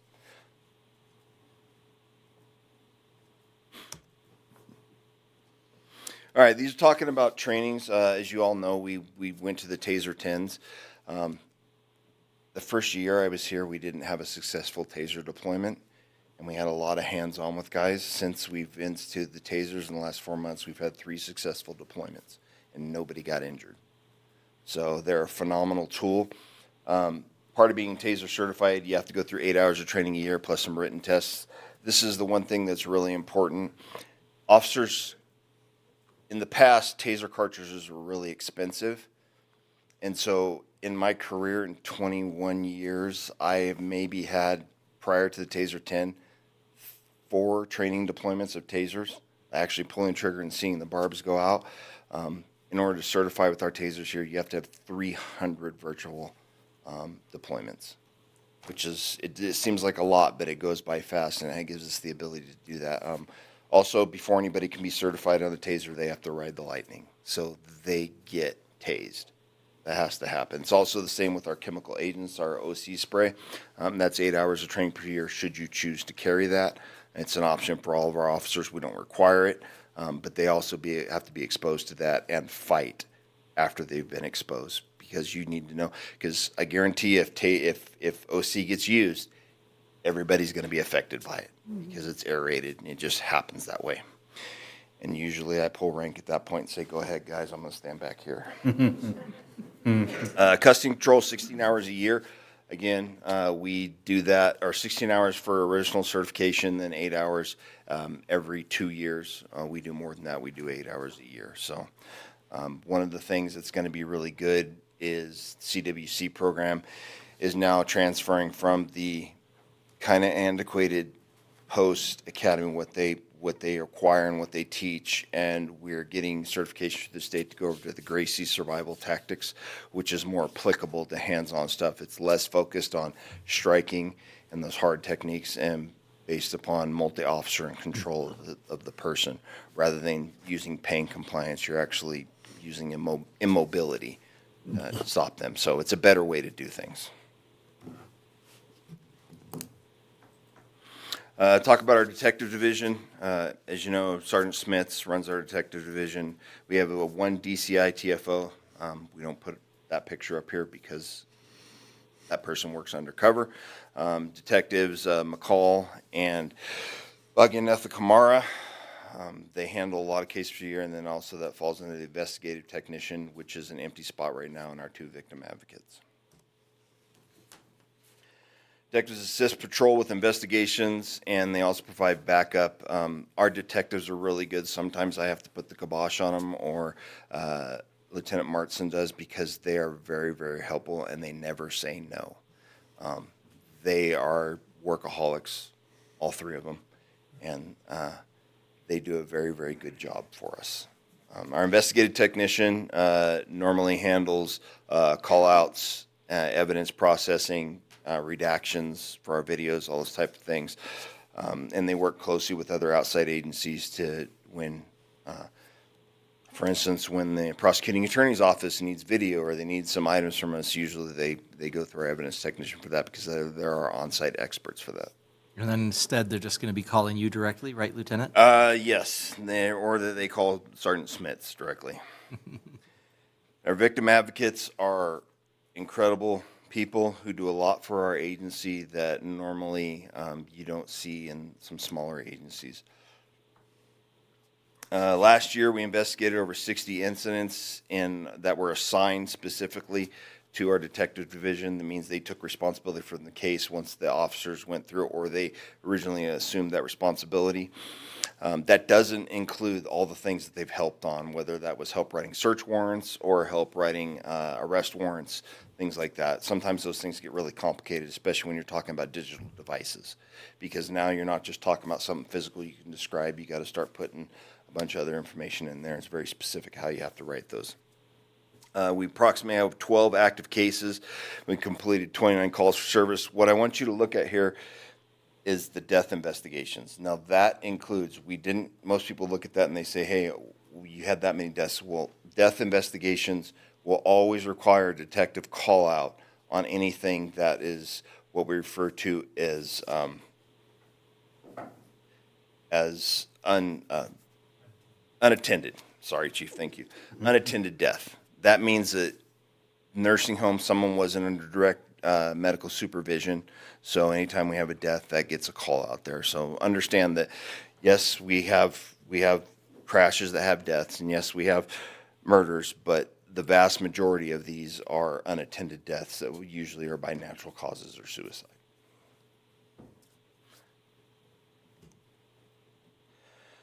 I cannot express how happy and glad I am to have these two ladies working on our victim advocate. I mean, Cindy keeps me on my toes because she is very meticulous in the things that they do.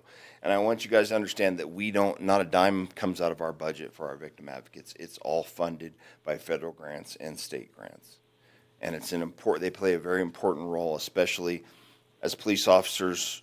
Usually once it gets to, we take them to jail and then we supposedly wash our hands of it. This is where these ladies pick up and do that. They help victims with, maybe it's a civil issue and it's not a law enforcement issue. They help with that. They help with getting restitution for victims of crime. They even help with getting restitution for the police department when something happens and something's damaged out in the community while we're doing our job. So when you see these ladies, please thank them. They do a very, very good job, and I don't think they get enough recognition for the job that they do. Again, these are some of the things that they do. They do a lot more besides what's on here as well, but these are the things that are listed in their job description of what they do. Like I said, restitution, the claim assistance, crime victim compensation, because there are funds that will compensate victims of crime for certain things. If I can give you an example of the things that they do, 431 Elizabeth, they worked very, very, very hard to find alternate accommodations for the people that were in that property. And they did it over and over and over again until it was finally taken care of.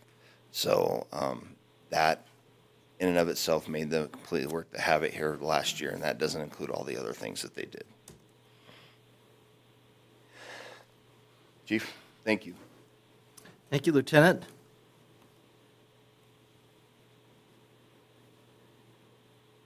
So a couple things I'll kind of wrap up this evening. Animal Control has, all the units in the police department have different challenges.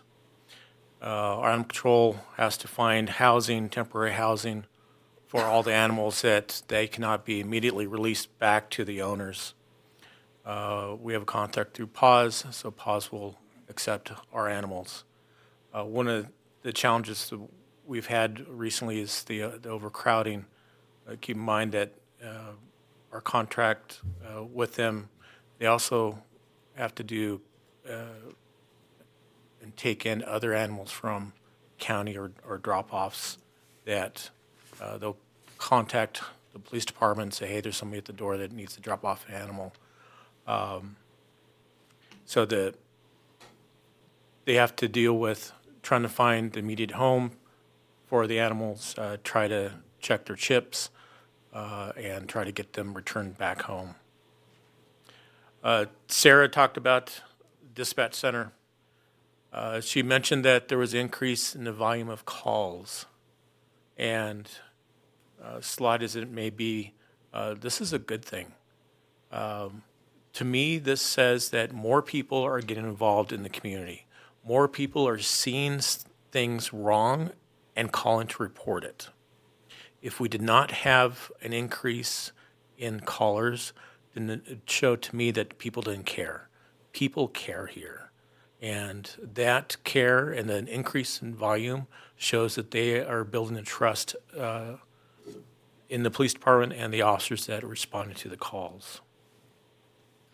As the lieutenant mentioned, one of Sarah's duties, also Kristen, who's not here tonight, Although I think she may be in the dispatch center. No, not tonight. Okay. Not yet. Still early. They take care of our NIBRs, and NIBRs is the old Uniform Code reporting that is no longer used. So NIBRs reporting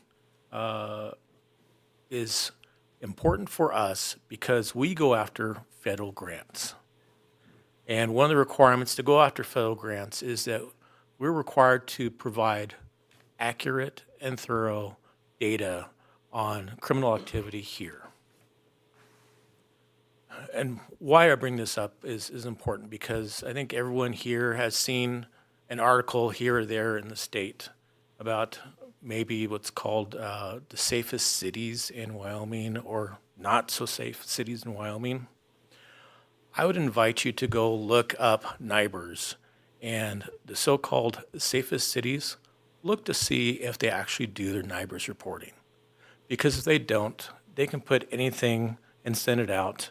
And whether they skip things, but those agencies also cannot go after federal funding. So I want to thank Kristen and Sarah to make sure that we are providing accurate information. And what I mean by accurate is somebody calls in Super Bowl Sunday, for instance. TVs are loud, people are cheering, and they might get a call of, hey, there's a big fight next door. And it gets coded as a fight. They get there, and it's just people watching the game. Well, if that was not fixed later on, that would show as a battery or an assault. And it's their job, and they do it accurately, to provide, hey, that wasn't a fight. It was a non-criminal activity, people watching the game. That happens all day. People think they hear something, see something, they report it, and thankfully they do call us to investigate it, but just because they think maybe something may have happened, maybe that's not the result.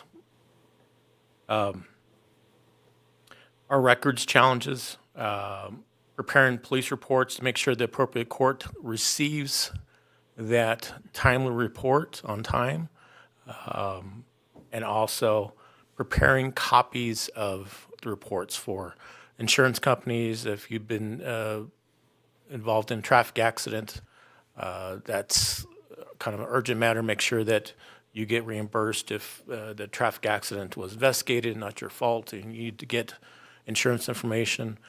We have to make sure that that record keeping is flowing and given out to the rightful people that may have it. Everyone has an idea that's seeing their favorite crime show on TV, so I just want to spend just a minute or two on something.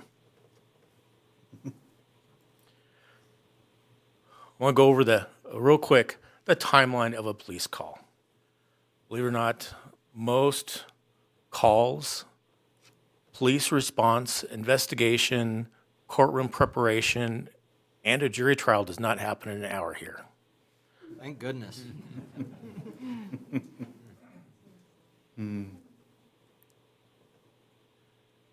The reality, dispatch receives the call, and they might get up to 3 911 calls, and could be 5 or 10 business line calls all coming in at the same time. Maybe it's all after or calling regarding the same crash or the same event. So dispatch receives that call, categorizes that call, determines who's best to respond, if everybody is responding. By the time the dispatcher receives that call to time an officer gets there, maybe, let's say, 10 minutes at the most. Officers respond, that stabilize the scene, locate all witnesses, interview witnesses, locate victims and suspects. On a good day, that's an hour. A very good day. By the time they make an arrest, interview the suspect, all the jail paperwork, and transport to Fremont County Detention Center, on a good day, It's 2 to 3 hours. Then they get to do the reports in preparation for prosecution, download body camera. Supervisor has to check for typos, make sure that the names are properly entered into the report. Sarah's team does the records review, make sure everything is in there for NIBR's reporting, and make copies for court. That's 2 to 3 hours. The reason those times are important is to note, last year we made 1,961 arrests. And if the average arrest report takes 4 to 8 hours, you can do the math.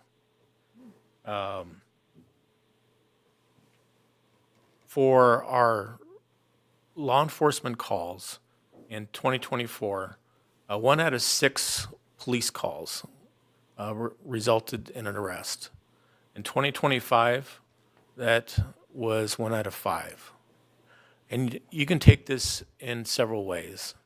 One might think, oh my gosh, there's more crime. And we've been talking about this amongst ourselves. But what we've realized is we have more officers to get there and make the arrests that otherwise would not have been solved because we would not, 2 or 3 years ago, have had the officers available to respond to these calls. So our stance is more officers, more arrests, and we're getting the job done. Ideally, if the officers are professionals, think of them as your doctor. The problem is we can't just schedule the emergencies. So at 1 o'clock, let's schedule a family fight. That should take about 4 or 5 hours. Don't get in a traffic accident until about 6 in the morning. We should have everything done by then. And by 8 o'clock, we'll schedule in a public intoxication. Believe it or not, unless you're watching one of the TV shows, we're not on a schedule. It could be, and we don't use the Q word, just like we don't say the S word. Something's supposed to be coming tomorrow night. We don't say the Q word here. But things can happen at any time. It's not diluted throughout the 24-hour day. It could be first thing in the morning, first thing in the afternoon. Friday the 13th was a Friday the 13th for the police department. Same with Valentine's. It was busy. Ideally, we could schedule the crimes to tell people, please don't do this until whatever time. Maybe in the future we can, watch our favorite show and we can make pre-arrests because we think you're going to commit a crime sometime in the next couple of years and prevent crime. But for right now, with technology we have, we're doing the old-fashioned way, being out there on the streets, making arrests, finding the bad guys, saving lives. Real quick, I want to touch on our budget, $4.2 million. And oftentimes people ask, well, where can we cut? Where can we cut? And 91% of our budget is personnel. Very slim margin for maintenance, utilities, keeping the power on, keeping the phone on, our contract services, and our training. Majority of the budget is personnel. Our personnel is our most important asset. Last year, we gave some goals that we were trying to set up for this current year. Quality training for officers, which Lieutenant Morton explained, the lack of training was unacceptable, and we needed to get back and swing things where officers were comfortable with the skills that they have to go out and be professionals, save lives, and apprehend criminals. Our equipment and modernization of our IT. Thanks to you, we're able to upgrade our technology. I would say, we got rid of the flip phone and Commodore 64 technology, and we advanced to 2000. 2010. And there's still room for improvement. But thanks to you, we did make a giant leap and this technology is making our responses and time more efficient. And community engagement, National Night Out, we have probably a third of our officers that are involved in the community, whether they volunteer, coach, or volunteer to one of the fire departments. I think we have 3 with Riverton Fire. 2 or 3.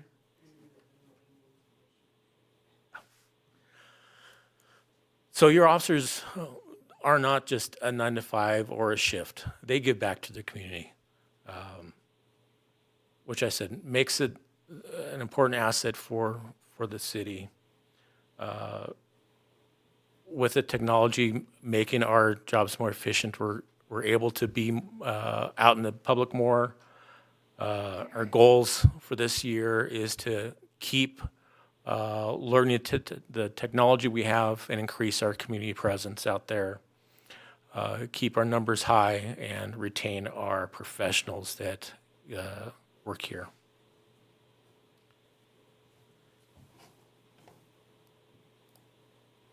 And with that, Your Honor, Counsel, here to answer any questions. That concludes tonight's presentation for the police department. Thank you, Chief. Any questions for the chief? I just want to say thank you for everything you have done, all of your officers. Those are great numbers, and it's nice to see them in writing. It's them. It's not me. It's nice to see that there's not a lot of empty photographs there too right now. It's good to know. Mr. Zerbel, if you want, feel free to come up on to the mic. Yeah, my name's Mike Zerbel. I live at 420 East Park, which is one of the favorite routes for our homeless and or inebriated groups. And I want to commend our good-looking chief and his better-looking staff. The environment there has gotten substantially better. Not great, but substantially better over the last couple of years. So I commend them for that effort. Thank you, Mr. Zerbel. Councilwoman Johnson? Yeah, I just, I wanted to say a couple years ago, I stood at that podium and had quite the interaction. I was not pleased with the police department and the direction it was going. And today I sit here very pleased. And the staff is what makes that possible. And who we put in those positions, and it matters. And we're seeing progress and leaps and bounds in the police department. I just want to say thank you. That means a lot. It means a lot to the community. It means a lot for them to know that we're putting safer measures in place. Sometimes people scratch their heads and say, why do you do that? Why? I think there's only one area of improvement that we can still look at, and that's police officer wages. That's going to be an ongoing battle, I think, and I think that's a nationwide problem. But we've made efforts, and I don't want to dismiss that going forward. I think we still need to look at that, but I'm pleased, and I just want to say thank you for all of your guys' hard work. I know Sarah does. I've been in your seat, and so I know what you go through. Thank you. Thank you, Councilwoman Johnson. Anyone else? Councilwoman Brothers, I know you're there by phone. I just wanted to give you a chance if you wanted to ask a question or anything so we don't forget you. Yes, Your Honor. I just wanted to say thank you for the report tonight, Chief and Lieutenant. That was excellent information. I appreciated it and all that you guys do. Thank you. Thank you. Okay, well, keep up the good work, Chief, and we appreciate you and keep looking forward to supporting you. And I agree, you have some great staff. They do great work, and appreciate their hard work as well. And thank you, Sarah, and of course, Lieutenant. It's all them. All right. Well, thanks for your report. All right. Next up, consideration of ordinance 26001, third and final reading, underage persons in bars, Title V. Ms. Harris, if you could please give us your report, And then just read the ordinance after that, if you don't mind, by title only. Sure. Mayor and council, before you this evening for third and final reading is ordinance number 26001. At the most recent meeting, the council voted to make several amendments based on discussion and public input. Those amendments including striking sections F1, F2, G, and H, and removing the proposed definition of commercial kitchen. The ordinance has been updated to reflect those changes and now focuses on reorganizing and clarifying existing provisions without altering current policy. If approved tonight, the ordinance would take effect on February 21st, 2026. And with that, I would read proposed ordinance 26-001 by title only, an ordinance amending Title V, Business Licenses and Regulations, Chapter 5.04, Alcoholic Beverages, Section 5.04.020, Sales Establishments Generally of the Riverton Municipal Code, and repealing all ordinances or parts of ordinances in conflict therewith, and providing for an effective date. Thank you. I'd entertain a motion to adopt ordinance 26001 on third and So moved. We have a motion by Councilwoman Borders, second by Councilman Carr. Discussion.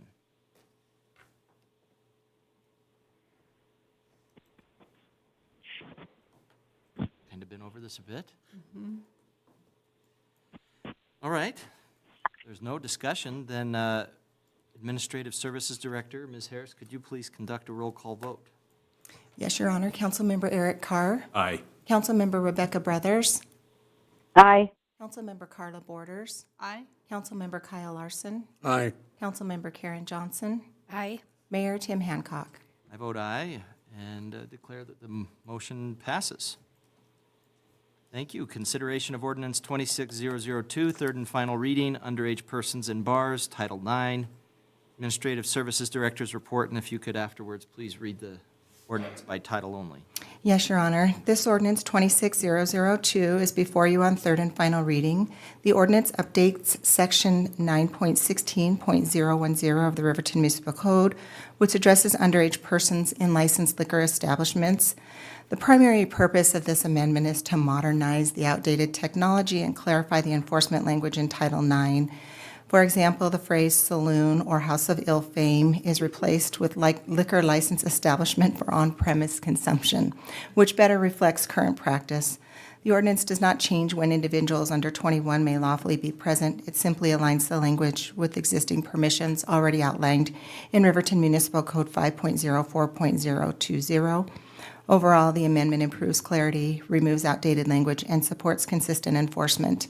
Staff recommends adoption on third and final reading.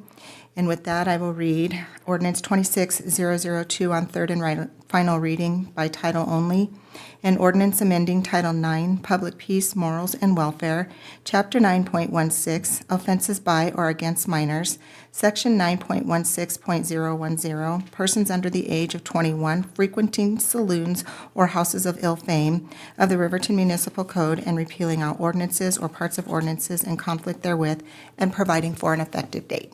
Thank you.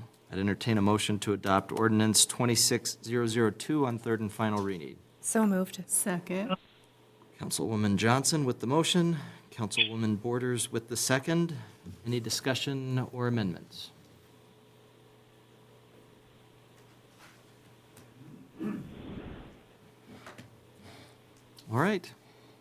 Ms. Harris, if you could, again, conduct a roll call vote. Yes, Councilmember Eric Carr. Aye. Councilmember Rebecca Brothers. Aye. Councilmember Carla Borders. Aye. Councilmember Kyle Larson. Yes, aye. Councilmember Karen Johnson. Aye. Mayor Tim Hancock. Vote aye and declare that the motion passes. And those two ordinances have been passed. Next up, retail liquor license, change of operational status, 307 Horse Racing LLC. Ms. Harris, we're just trying to make you do all the work tonight. It's going to be the alcohol evening tonight. Yes, ma'am. At least where I'm concerned. If you could please give us your report on this matter. Sure, certainly. On February 3rd of this year, staff received a request from the licensee's general counsel of 307 Horse Racing LLC to place the license in a non-operational status. Due to a lack of market demand for our gaming parlor, the business at 1409 West Main is closed. The licensee intends to renew for the upcoming 26-27 term and then work with the property owners on a potential transfer. Under statute 12-4-103, a licensee must show that their business will be operational within 1 year of issuance or transfer, and the licensing authority may grant one extension of up to one additional year upon showing of good cause. Staff finds the request reasonable given the circumstances and notes that no further extensions may be granted during this license term unless extraordinary circumstances are demonstrated. And with that, staff does recommend approval of the non-operational status report of 307 Horse Racing. Thank you, and we do have a representative from 307 Horse Racing here if we had any questions, but I would entertain a motion to approve the request from 307 Horse Racing to approve their retail liquor license as non-operational until January 30th, 2027. So moved. Second. Motion by Councilman Carr, second by Councilwoman Borders. Discussion.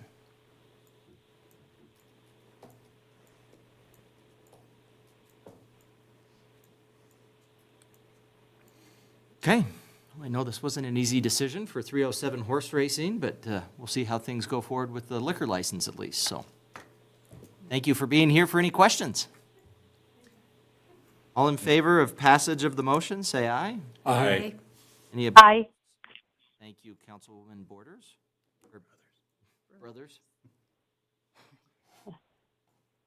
Any opposed, say nay. I vote aye. Motion passes. All right, public hearing and consideration of 2026-2027 liquor license renewals. Again, Ms. Harris, if you could give us your report on these. Thank you. Pursuant to statutory requirements, liquor establishments must apply annually for a license to sell alcohol at an approved location.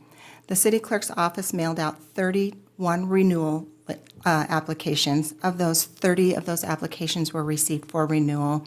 One retail license holder, Adult Rec Center Bar and Grill LLC, has not submitted a renewal application for the 26-27 licensing term. Staff has notified the licensee that the current license will expire on March 31st, 2026. Once the license lapses, it will revert back to the state of Wyoming, eliminating the possibility of reissuance. Staff has had limited contact with the applicant. Should the licensee wish to submit a transfer application, they may do so with the understanding that sufficient time must be allowed for the required 2-week publication period and a public hearing before consideration by the governing body. The city clerk's office received 30 renewal applications consisting of 21 retail liquor license applications, 2 limited retail club liquor license applications, and 7 restaurant liquor license applications. Notice of the applications has been advertised for 2 consecutive weeks and posted on the city's website as required before consideration by the governing body. The proper fees have been paid and public notice has been properly advertised. And with that, staff recommends approval of all 30 liquor license renewals pending certification of completion by the Wyoming Liquor Division. All right, so first we have a public hearing.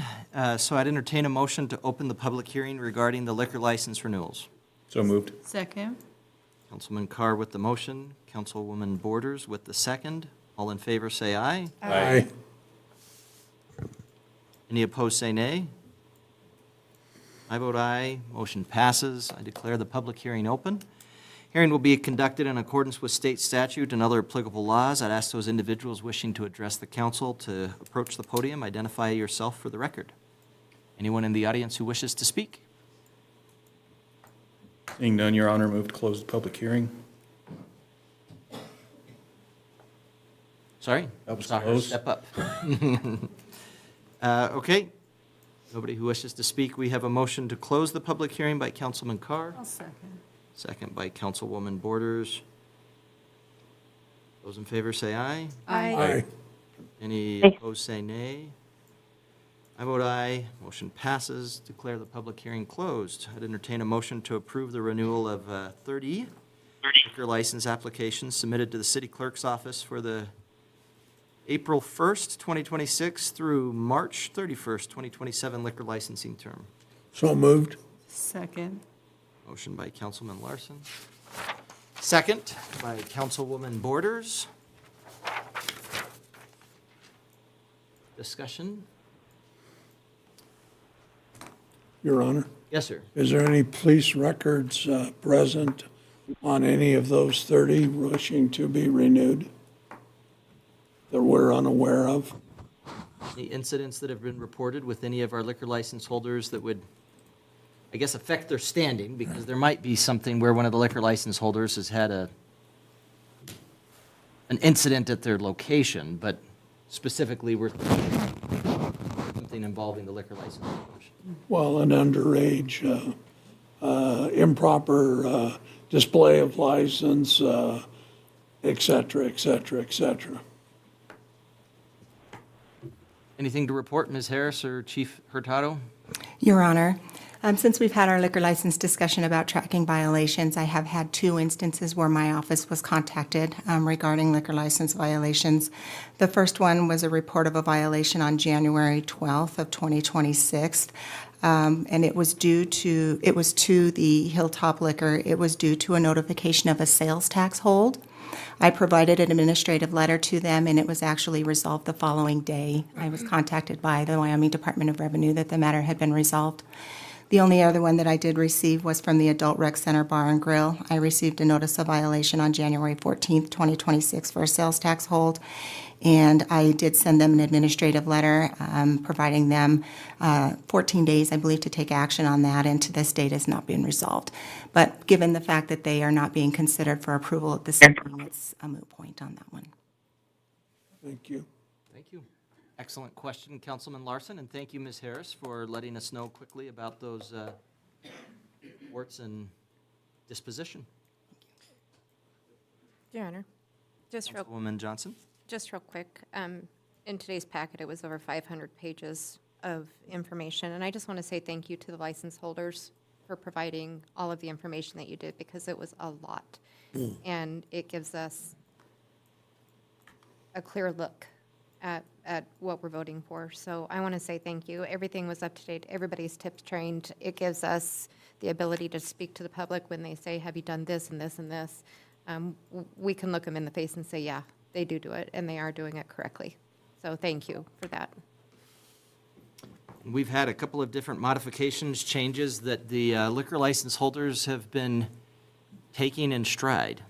And I appreciate the hard work you've been doing. And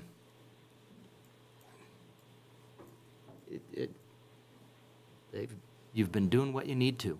It's a clear picture. Thank you for being responsible and encouraging responsible drinking. All right, any other discussion? All in favor, say aye. Aye. Aye. Any opposed, say nay. I vote aye. Motion passes. Thank you, everyone who was attending here for that. Not that I'm assuming that a lot of you were attending just for that, but I recognize some of you, and I know that's what you were attending for, so thank you for being here. And they're sitting in the most comfortable chairs on the planet this Yeah. very extended period of time. Yeah, more comfortable than these ones in some ways. I have to sit on my foot. I'm short. All right, moving on, 422 East Main, expiration of conditions of sale. I'm trying to decide how to do this procedurally, if we want to get the Community Development Director's report, or we would actually have to have a motion to take this from the table. I think probably we'd need the motion to take it from the table first before we get your report, Mr. Michaud. So I'd entertain a motion to take from the table the motion to waive the performance requirements and timelines associated with the warranty deed for 422 East Main. I'm sorry, just for clarification. You need a motion to untable it, correct? Motion to take it from the table, yes. So this I wouldn't made be a that motion for passage, this would just be a motion to take it from the table for discussion. I'll move to remove it from the table. All right, we have a motion from Councilwoman Johnson, second from Councilwoman Borders. Any discussion on the motion to take that from the table? Mr. Butterfield. In your honor, just to make sure everybody's up to speed and those in the audience, what you're taking from the table is the previous motion that was made and seconded, and so that's why you read the motion that was on the floor, so to speak, before which was tabled, so you're bringing from the table the previous motion. And just to be clear, the motion was from Councilman Bailey. Who had the second on that? We just approved the minutes that has that. So Councilman Bailey moves, seconded by Councilmember Borders, to waive the performance requirements and timelines associated with the warranty deed. Okay, so just so we're clear on where the motion was previously. Thank you. I will say, so for discussion, I know that Mr. Bailey wanted to attend and be able to chime in on this. He was actually the maker of the motion, for what it's worth. But I do know that he had kind of sent out an email with some of his thoughts on that. But his vote would actually not be able to be taken into account because he's not here. So. All right, any other discussion on removing this from the table? All in favor, say aye. Aye. Any opposed, say Aye. nay. Opposed, say nay. I'm hearing myself being echoed occasionally, Councilwoman Brothers, so were you an aye vote on that? I know, I'm so sorry. No worries. I vote aye, motion passes. So now we're back on the main motion, which is to waive the performance requirements and timelines associated with the warranty deed for 422 East Main. Any other discussion on that motion? Your Honor. Councilwoman Johnson. I thought about this one a lot. And I've had a lot of interaction. I've talked to a lot of people, and it goes both ways. I think it would be unfair to take away the investment that she's put forth into this property thus far. And I would be willing to support another extension. Realistically speak, do you have can I ask you a question? I'm sorry. Ms. Henry, if you don't mind coming up to the microphone. Not trying to put you on the spot, but No, that's fine. I'm not. I just trying to get some Yep, please. clear information. Realistically speaking, what kind of timeline would you need to start some kind of development on the property? So I am a little hesitant on answering that just because the situation that I'm in right now, I've already asked for 2 extensions. We're kind of in this situation right now where we're watching the economy. So it kind of depends on what the economy does. The reason that I didn't ask for the extension that I'm asking for you guys to clear the title is because the cash is tied up. So I can't use this property like a normal asset in the meantime. So if I just ask for another extension, I'm kind of in the same situation that I am. So, you know, I have an investment of $52,000 that I paid for the property. I have another like $25,000 plus that's into the property. So that's a lot of cash, right? I don't have a loan on it. It's cash into the property that I can't do anything with at this moment. So if I just ask for another extension, that is technically still kind of a lien on the property. So even though it might still be 2 years out from me doing anything with it, I can't use that property as collateral on anything to build a business. So that's my situation. So in the meantime, just so everybody's clear, I did have conversations with some of the downtown businesses. I have, you know, used it for parking. We've kind of come to some agreements that I'm fine with that happening. We've even talked about maybe some improvements until I've decided what I can do with it and when I can do with it. So we've kind of come to some terms with that. You know, I guess, you know, going back to 2019 before COVID, you know, Mr. Carr was, you know, in the position, a city position, you know, and talking about economic development in Riverton. You know, I've always had a dream that the first new build downtown was going to be something, you know, big. You know, I could go build a coffee hut on that lot, but I don't want a coffee hut on the lot.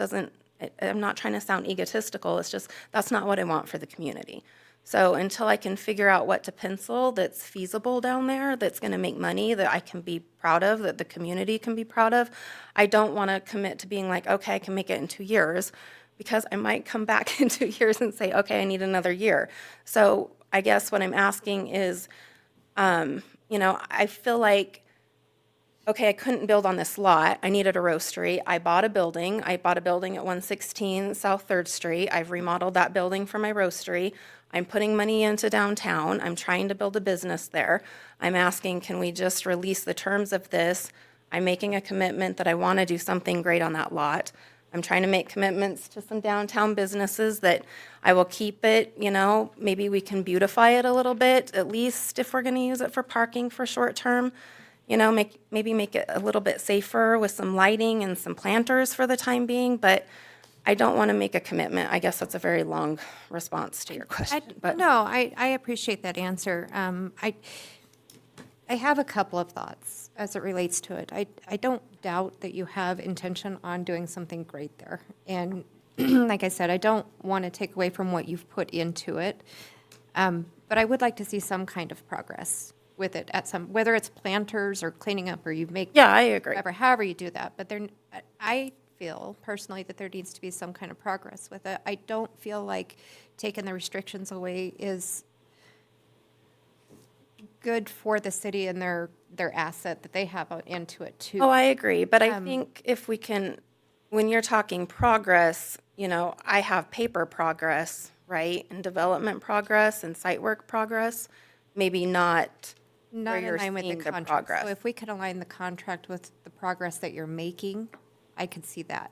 If maybe revisit it in a year, or are we kicking just something where we can say we are working on it. This is where I'm at. This is what I'm waiting on. Maybe this is the direction I'll go next year. Or this is the contractors that I have.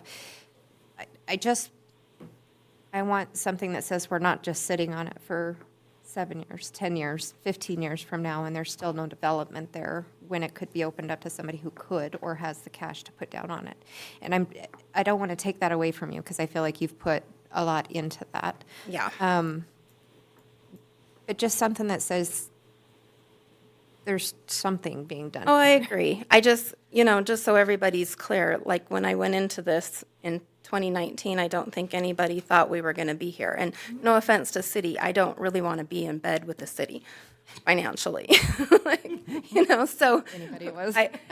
So I mean, I would maybe not want to do something like that just because I think it keeps us here and it keeps this going and it just kicks the can down the road for me. And it also keeps this asset non-liquid for me. So I don't know. I don't think anybody thought we were going to be in this situation.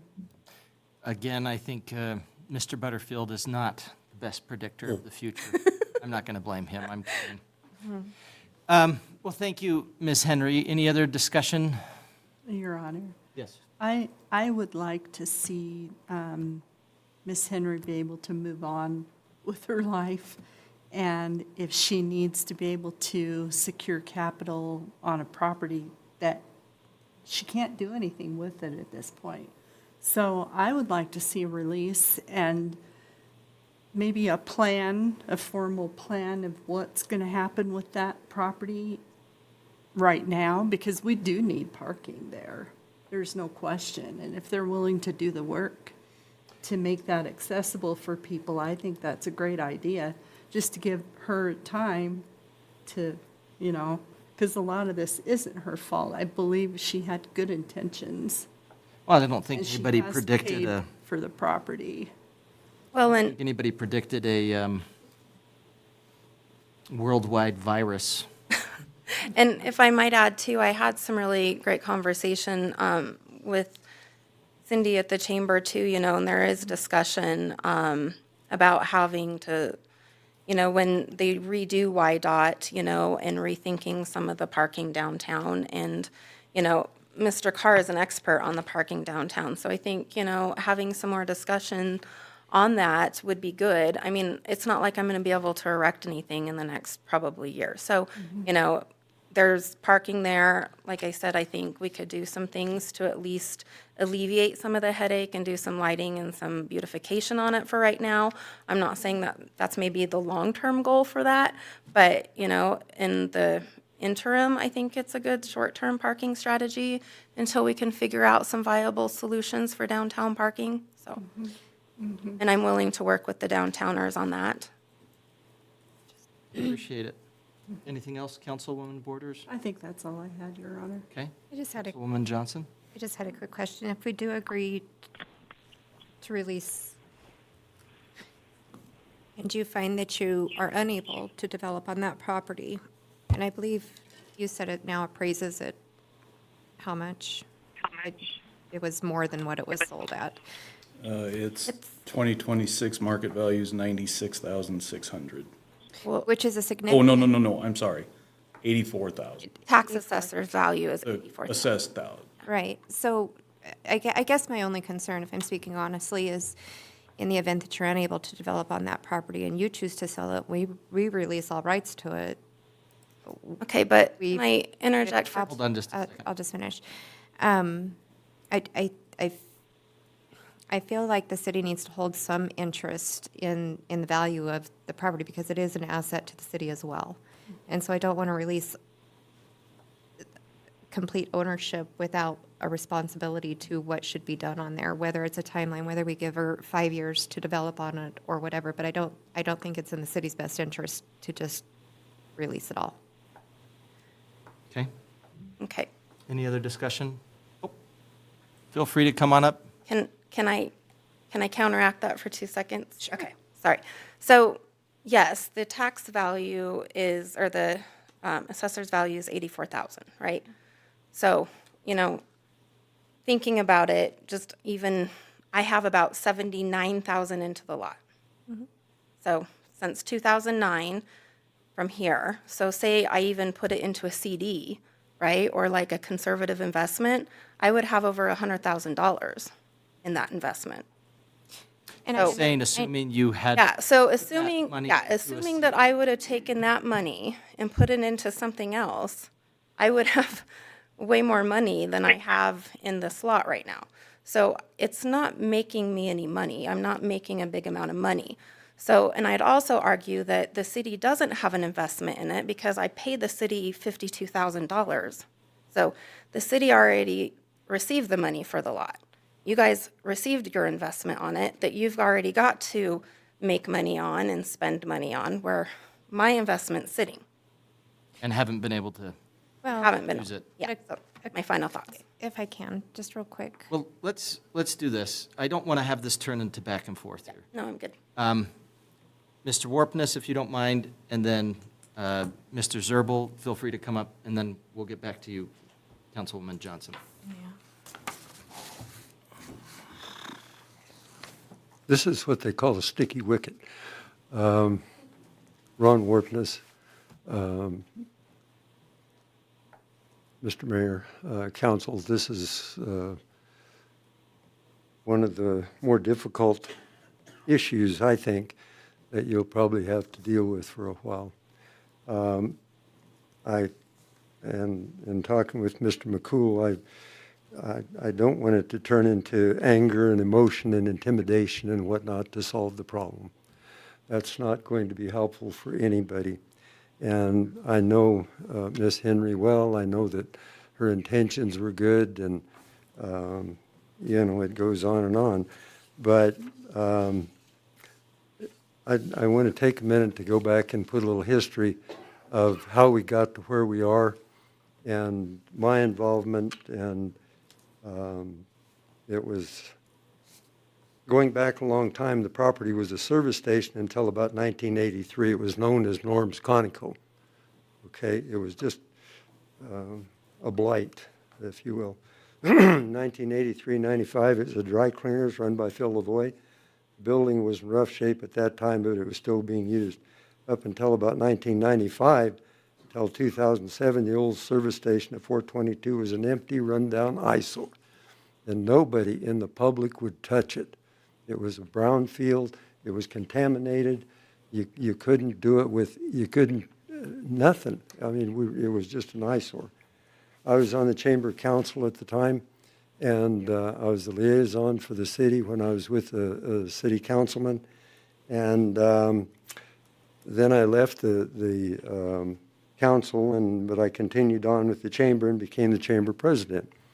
Well, the chamber was having a terrible time with executive directors. We couldn't, I mean, they were coming and going, and it was, it's a difficult time for the chamber, and I think Cindy is having similar things not too long ago. But when I was with the city, I was contacted by a fellow that wanted to give that piece of property to someone in the city. And so he was contacting the chamber. And I said, we just can't do it. We're so disorganized now that we just didn't want to take that on. So at any rate, I referred him to the Modelers Park. Eddie Amend was the president of the Modelers Park at that time. And Eddie and his group accepted it through the Riverton Foundation program. I think Alan Moore helped consummate that deal. And they had to keep it for, I think, 2 years so that this gentleman could claim it as a tax write-off and a donation. They couldn't sell it. They couldn't do anything with it. And then after that time, then Eddie came forward, and I got on the city. I was elected mayor in 2011, and Eddie came forward and he says, Mayor, we'd like to sell that property to you. And he knew that I was interested in it. And lo and behold, the city did purchase it from the Modelers Park, and it was a windfall to them. I was so mad at Eddie that I could have spit nails. We had worked hard to help him get the stuff that the Modelers Park out there. They couldn't have the Modelers Park, okay, because the Honor Farm wouldn't lease the property to the Modelers Park, but they would lease the property to the city, a municipality, who could then sublease it back to the Modelers Park, which we did. And it was a lot of hassle to get that accomplished. So at any rate, I felt that the Modelers Park owed the city a little bit. And I didn't appreciate the fact that now he's coming back, has a windfall, and he wants to take advantage of the city. Well, we negotiated down quite a bit from what their initial asking price was. It was a heck of a lot more than what we ended up paying for it. So at any rate, it's got this kind of a history and emotional involvement of myself personally.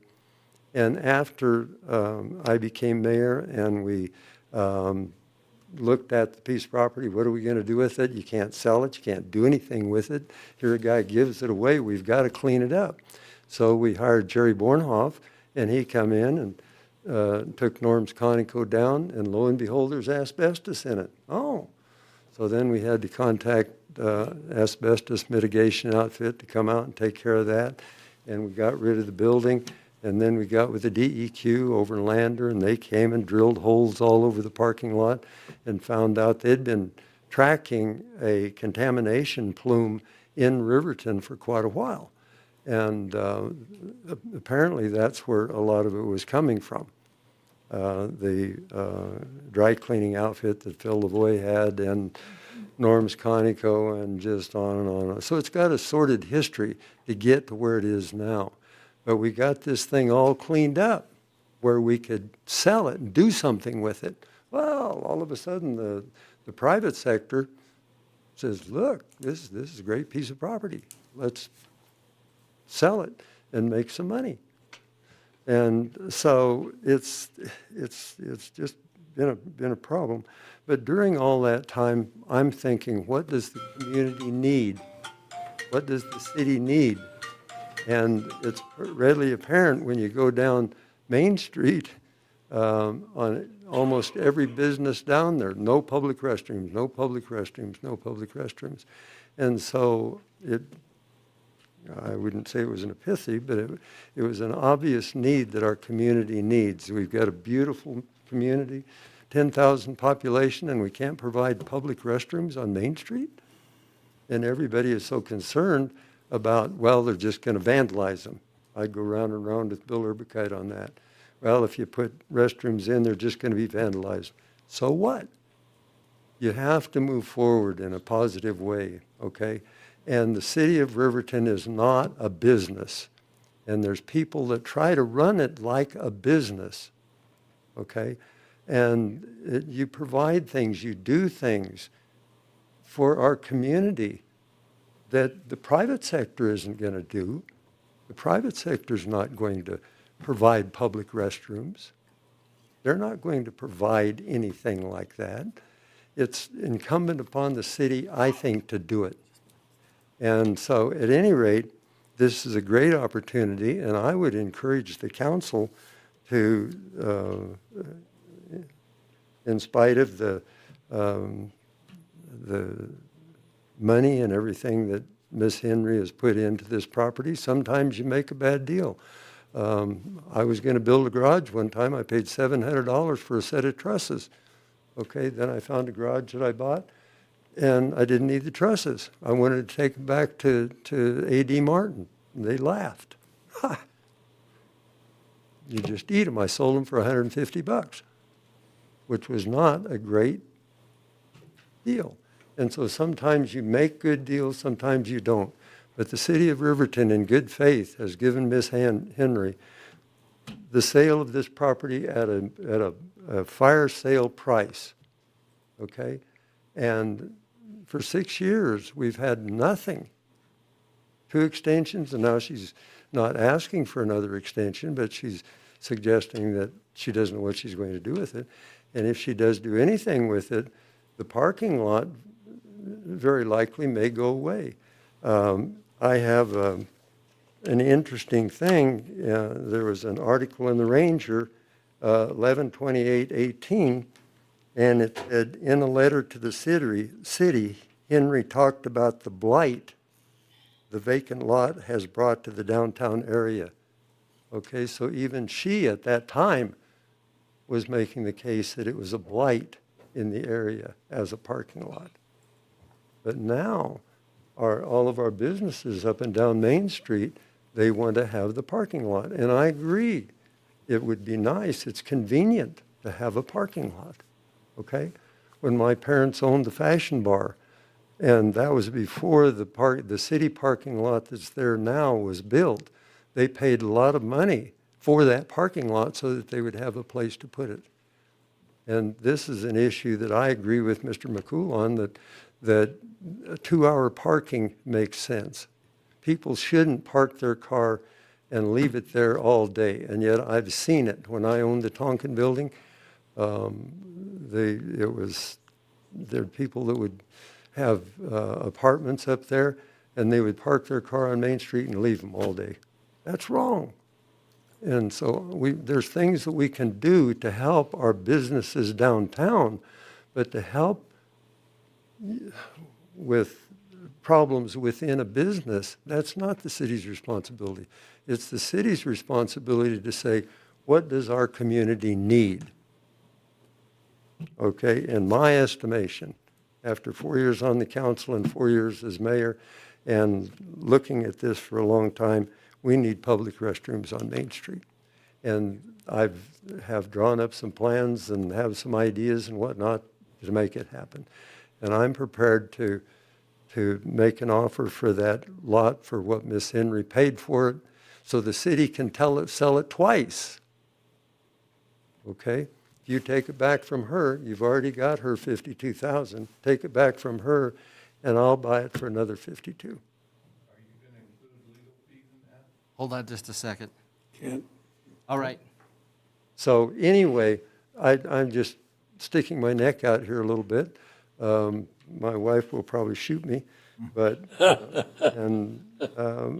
but darn it, we have a beautiful community, you know, and I don't have a great desire in my heart to have a public restroom, for Christ's sakes. Hold on. I appreciate that there's a lot of thoughts about this, but we do want to make sure that we have some level of... No bandering. Yes, just one person at a time if we can. We'll get everybody the time that they want if they come up to the mic. Yep. So anyway, that in a nutshell, and I realize that it's not the popular position to take. And that's what you guys are being forced into, to decide which way you want to go. Appreciate it, Mr. Warpness. Yeah, it's a challenge. Thank you. Mr. Zerbal, you were up next. I had a timer that went off for 5 minutes. We went a little bit over that, but we'll try to keep to it as best we can.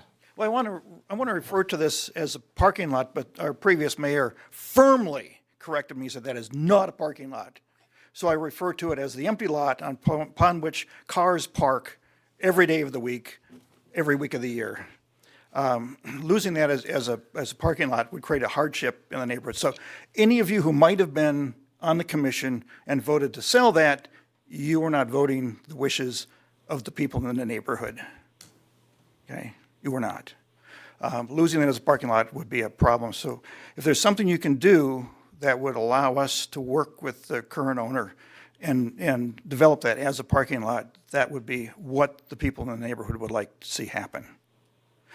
So would you be, just to clarify, because I'm just trying to keep track of, you would be suggesting that you think the city should exercise its right to revert it and to take it back, or what would you encourage, Mr. Zerbal? I don't have the answer to that question, but that's where I would like to wind up. I don't know how we get there fairly, but I would like to see it returned and developed as a reasonably attractive as a parking lot can be. But losing that would be a hardship. AA meets right across the alley. They fill that parking lot up 2 or 3 times a day, and they use it every day of the week. Our employees, I own the business right next to that lot, and the local employees and our customers use those lots a lot. We need it because there's not a lot of parking on Main Street, and what parking there is, as my neighbor pointed out, is abused by some. And we're saying, well, you've got the parking lot in the next one block over. Well, the ladies that work and frequent the beauty shop that's right on the corner of Broadway and Main, they park in that parking lot. They do not walk across the street. Well, I can't tell you why, but they don't. So we would really like to see that remain a parking lot. And in deference to my good friend Ron Warpness, we do not want to see that become a park with restrooms. We think that would make it become a homeless shelter of sorts, and creating another problem for our good-looking chief of police and his better-looking staff. So, Thank you, Mr. Zerbal. I wasn't meaning to cut you off. That's really all I had to say. Is that okay. We want parking. We do not want to park. Okay. Thank you, Mr. Zerbal. Anyone else who wanted to speak? I'm not trying to have it just be a free-for-all, but I did want to make sure you had an opportunity to chime in if you wanted to. Thank you, Your Honor. Ted McCool addressing this issue again. I've spoken with several of you privately and publicly, and we've done multiple surveys under the director of downtowners. Under that hat, I've visited many businesses throughout that area, multiple blocks, both directions, north, south, east, and west, and there isn't one business that would endorse a park at that location, just because, as it was addressed by my neighbor, that it's almost impossible to govern. And who would take care of this? And what would be the financial responsibility back on the city and the liability issues? I've met with the current owner of the lot, and we've come to an agreement to beautify that lot, provide lighting and possibly planters, concrete planters, and dress it up as much as we possibly can in accordance to Councilwoman Johnson's request 2 weeks ago, that it was an eyesore and it needs attention. And we want to do that. If we can lift the restrictions that were governing under that initial contract and be able to work outside those guardrails and and follow up with what the public has already voted on and what it's currently being used for until we can find a viable solution for that lot, as we've discussed behind closed doors and in the public as well, that it isn't necessary. There's no way around it, that we need additional parking. And regardless of what Ron has stated during the break, that bad business decisions, you should have thought of that before you bought the building, or the public has spoken. I've spoke with the ranger. They're on board with the parking. It's a necessity at this moment in time until another solution presents itself that allows us to move off of Main Street onto another lot, possibly behind it or somewhere close, because there is no parking between what we consider Kusel's parking lot, the city-owned parking lot, and all the way to the other side of the city park. There's nothing, and we're in the most condensed retail commercial space in all of Riverton, and yet there's no parking.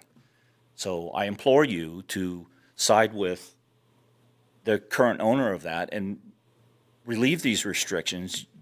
The investment that the city already has put into it, she's already paid on that. So there is no fiduciary responsibility for her to see that the city gets their money, because that's already happened under the contract.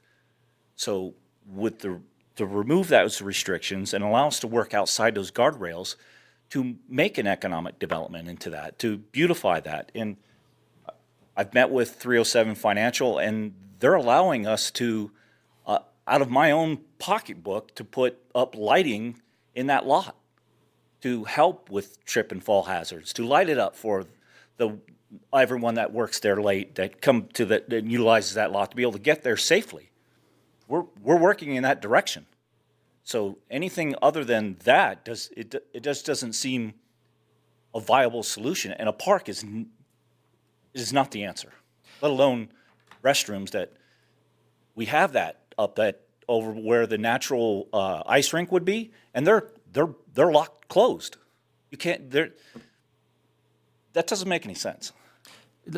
I want to clarify, because I'm trying to get everybody's positions here. Mr. McCool, you had previously said you wanted to have this remain as a lot, and I think what you had been advocating for was for the city to exercise its right. That is to correct. reverter and to take the property so that it could remain as a parking. That is correct. You're now advocating for the opposite, which would be to pass it to Ms. Henry without any restrictions. Is that correct? Because we've met with the chamber and discussed. I didn't have all the facts when I met with you privately, and now that all of that has been brought into the daylight, and she's invested on all this, and it seems like it's the best avenue to go, so that we can, without the city's restrictions, move forward in a beautification process until another avenue presents itself. Yeah, I would think that, it would be great if the city could take that back, but that violates, or not violates, but kind of pushes under the rug her investment that she's had initially in the first place. Okay. Yeah. I appreciate it. Yeah, and I needed to hear her side of the story as well and be able to put all the facts together. And it sounds like that's the best solution at this time for this bad rub. Let it never be said that we can't sit here and start with an idea and then pivot towards a different one. And I was, and I've told her that. I'm like, look, where does the city have any kind of responsibility to allow you to continue with this? And then all the facts are presented themselves, and we've reached an agreement, and it seems like that at this moment in time, it makes the most logical sense. Okay. Thank you, for your Mr. time. McCool.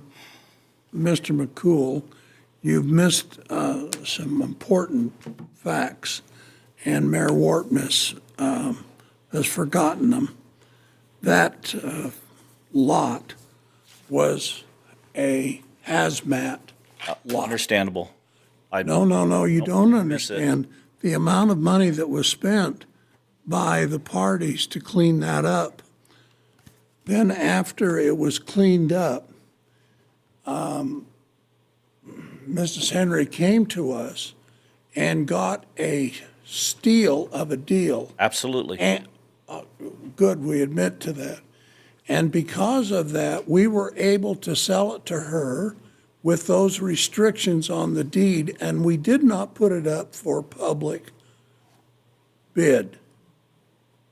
There was no public bid. Now, you can't put anything up. How does that impact the decision now? Hold on just a second. You can't put property that is owned by the city of Riverton up for a private sale unless you advertise it.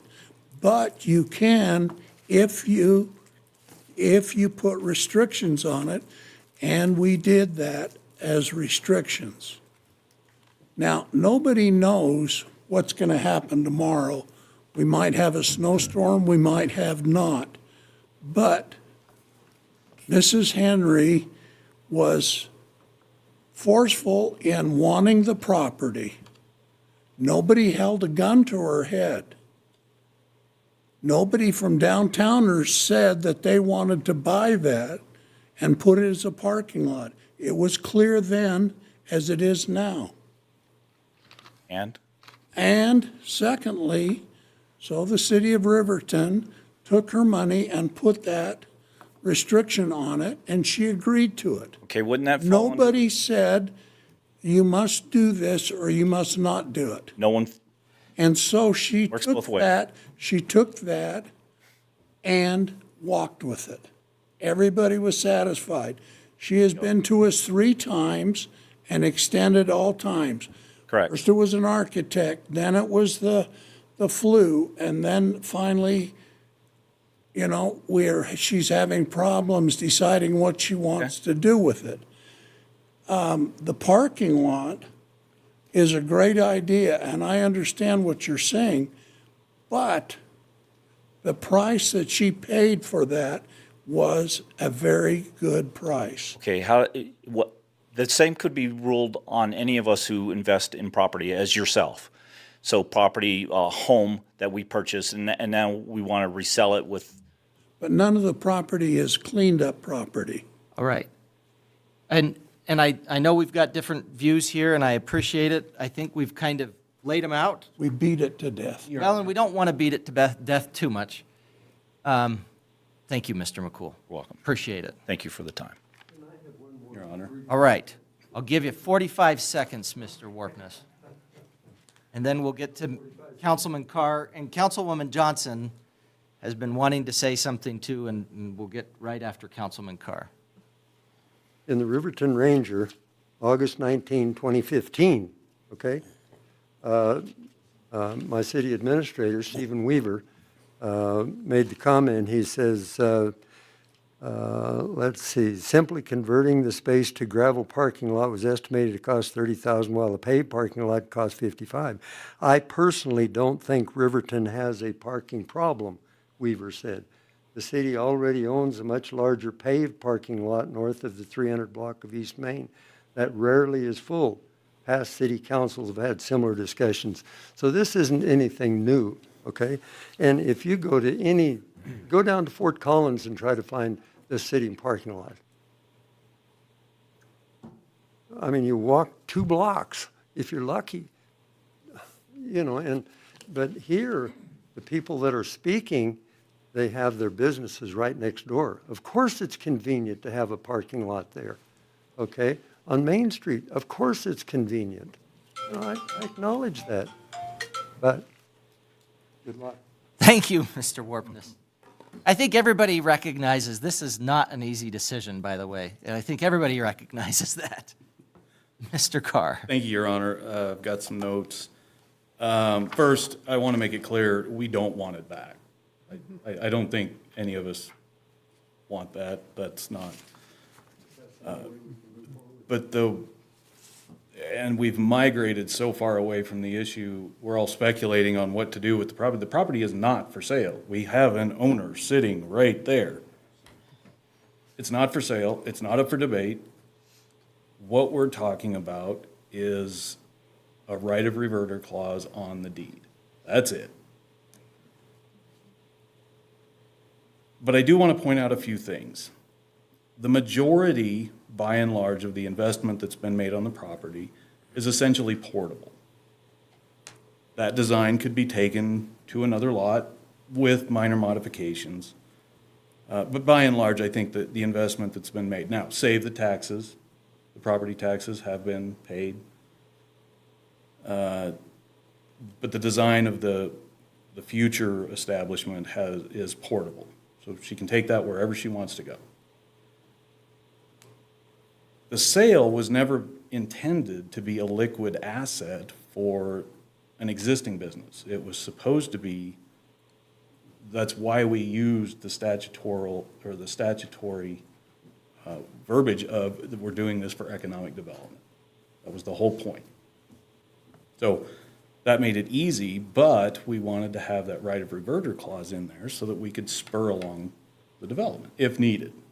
Now, obviously, clearly, we've had very unforeseen issues, but that doesn't take away the fact of why the tether was there. It's not a restriction, and I've heard that word used a lot. It's not restricting.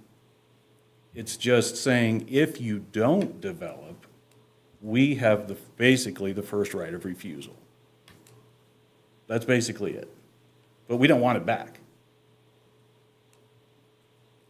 And not to get too semantical or persnickety, but we're statutorily bound to take it back if we don't see development.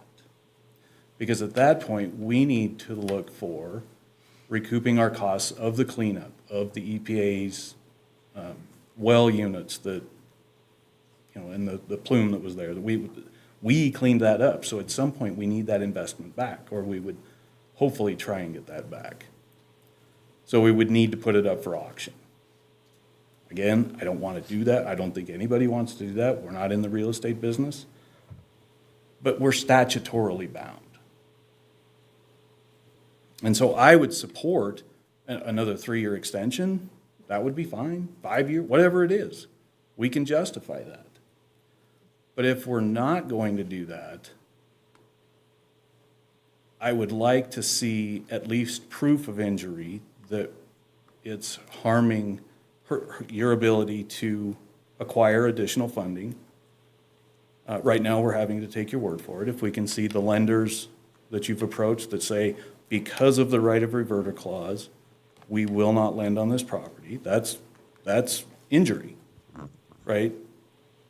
But until that point, we just have it on good faith. And so if that is truly injuring your ability to do business or expand your business, which is economic development, then maybe we put in an MOU to say, we're going to remove the right of reverter clause, but we still have an agreement. We're contractually bound to have that first right of refusal. If nothing happens in another 5 years, we'll look at it again. But that's the whole point, the reason that we wanted it. And believe me, when you said you wanted something magical, I remember looking at the drawings and the conceptual renderings and going, yes, oh my God, this is going to elevate the entire area. It's going to, I get goosebumps still thinking about it. We need to see that happen. And I know you want to see it happen. Hold on. We've had a lot of discussion, and at risk of being here all night, I appreciate it. Okay. Councilwoman Johnson, before you, I just want to kind of chime in mine. So first off, and it's interesting because a lot of the people up here were present when we were talking about this. I've been thinking about this a lot, and I think where I have had an issue is I have equated the reason why we put the reverter clause in there with a necessity for that with economic development. There's nothing in the statute that requires a reverter clause for economic development. It just doesn't. It just says property can be transferred, and this is the statute directly, which I appreciate that Mr. Butterfield put it in our packet, any city or town, upon terms the governing body thereof determines, without advertising the sale or calling for bids, and after a public hearing, which we had, notice of which shall include the appraised value of all real properties involved in notice of proposed terms, blah, blah, blah, may sell any property to any person acquiring the property for use which the governing body determines will benefit the economic development of the municipality. So when we were discussing this, we were thinking, okay, what can we do to ensure that this is actually going to result in economic development? And the easy solution seemed to be, well, it would be a reverter clause, saying you're going to get something built here or we're going to take it back. The idea, hopefully, being that it would spur development and would get it going so that, you know, what you said would happen would actually happen. But nothing in the statute requires that. We did that as a way to ensure that it was clear that this was meant to be economic development. The statute does not require a reverter clause. At the time, I think if it had been something, and I understand Councilman Carr's comment about this, I don't think I would have understood at the time that this could get in the way of being able to mortgage the property, right? Much like why we see that there's so many struggles with developing on the reservation. When you can't really own the property outright, it makes it very difficult to develop. People don't want to borrow or where that property would be collateral. So kind of in line with what Councilman Carr is saying, I don't want the property back. And I say that because property ownership is such a, sacred is probably not the right word for it, but we value that more than just about anything in our country. Property is considered to be one of the most important aspects of our government. And protecting property is supposed to be one of the most important aspects of our government. I see that there could be a lot of good reasons for the government to say, we're going to revert and we're going to take this property back. But me personally, if it's getting in the way of you being able to develop it, I'm in favor of the motion. I'm in favor of saying, we'll get rid of the restrictions. And we trust you to do with it what you think is right. Because that's what property ownership is all about. This was already talked about years ago when we talked about selling it. I don't want to go through and revisit all of that and reconsider it all. If you own property, you own property. I don't think we ought to be in the business of taking it back, especially where the city would get a windfall. In theory, I love the idea of the city getting a windfall. But in practice, I don't like the idea of what it means for private property ownership and the optics of it. So that's just my 2 cents and my view on it. Councilwoman Johnson, and then anyone else who wanted anything to add? First of all, I just want to say thank you.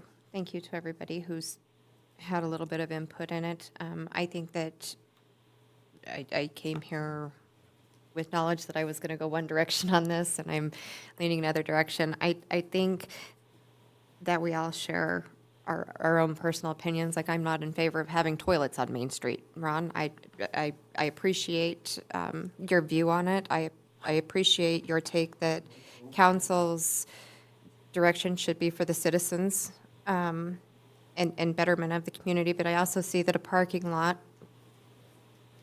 for our Riverton businesses is useful. I think that that brings commerce downtown. It keeps people from having to walk blocks just to go, and I think there's more people that want to shop than go to the bathroom. But that's a personal opinion. I still feel like, and I don't know if it's possible or not, but amending not necessarily the restrictions that are in place for her to be able to develop on it, to more of an MOU that just says, you promise to move forward and do something beautification. This goes in line with our council goals that we talked about.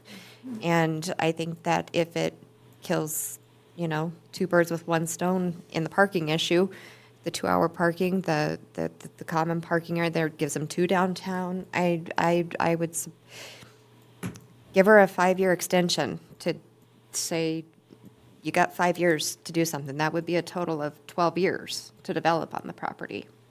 since buying it, and I think that that's more than fair, and no further extensions after that. But I don't want to see you lose what you've put into it. I don't want to see the city out. It's a difficult decision. Oh, I know. It's truly difficult, but I think everybody down here knows. But I think in good faith, Ms. Henry is wanting to develop. You're just not sure what you're going to develop there or how you can develop there. I think that she's an asset to the community, and I think that it can be supported. I just want to see movement. I want to see beautification of it. I hate driving downtown and looking at an ugly dirt lot. That's what I hate. And if we have the ability to beautify it and use it for commerce, then I would support that. All right, Councilwoman Brothers, because I can't see you if you're waving at me and wanting to speak, I just want to give you an Yeah. opportunity to chime in if you wanted to. Yes, Your Honor. Thank you very much. My feelings and thoughts are as they were last time we voted on this, and it's the same as Councilman Bailey's, and that is to leave the property in the ownership of Brown Sugar's hands. And thank you very much. Thank you, Councilwoman Brothers. All right, since we're kind of at the end here, if there was anybody who wanted to just have a couple of seconds for a last word, you can have it. I don't have to have the last word. Thank you for the opportunity. And my name is Kate Hayes. Thank you for letting me address the audience. And I'm sorry, but I've been up since 4, so I'm starting to lose my voice. However, Amanda Henry is not a speculative developer. She trains and builds leadership within your community through her workforce. And all of you in this room are benefiting from that, including our very good-looking police chief. So I would implore you, in the many hats that I wear, community organizer, self-employed business owner,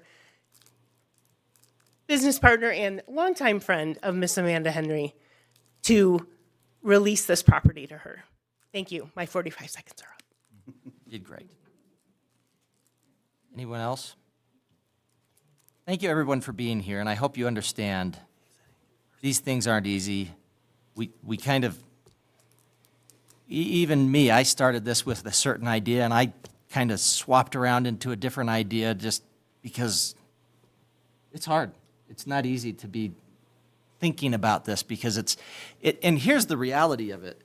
I would include amongst people that I respect and admire everybody who has gotten up and spoken. None of you are people that I didn't know your names before tonight.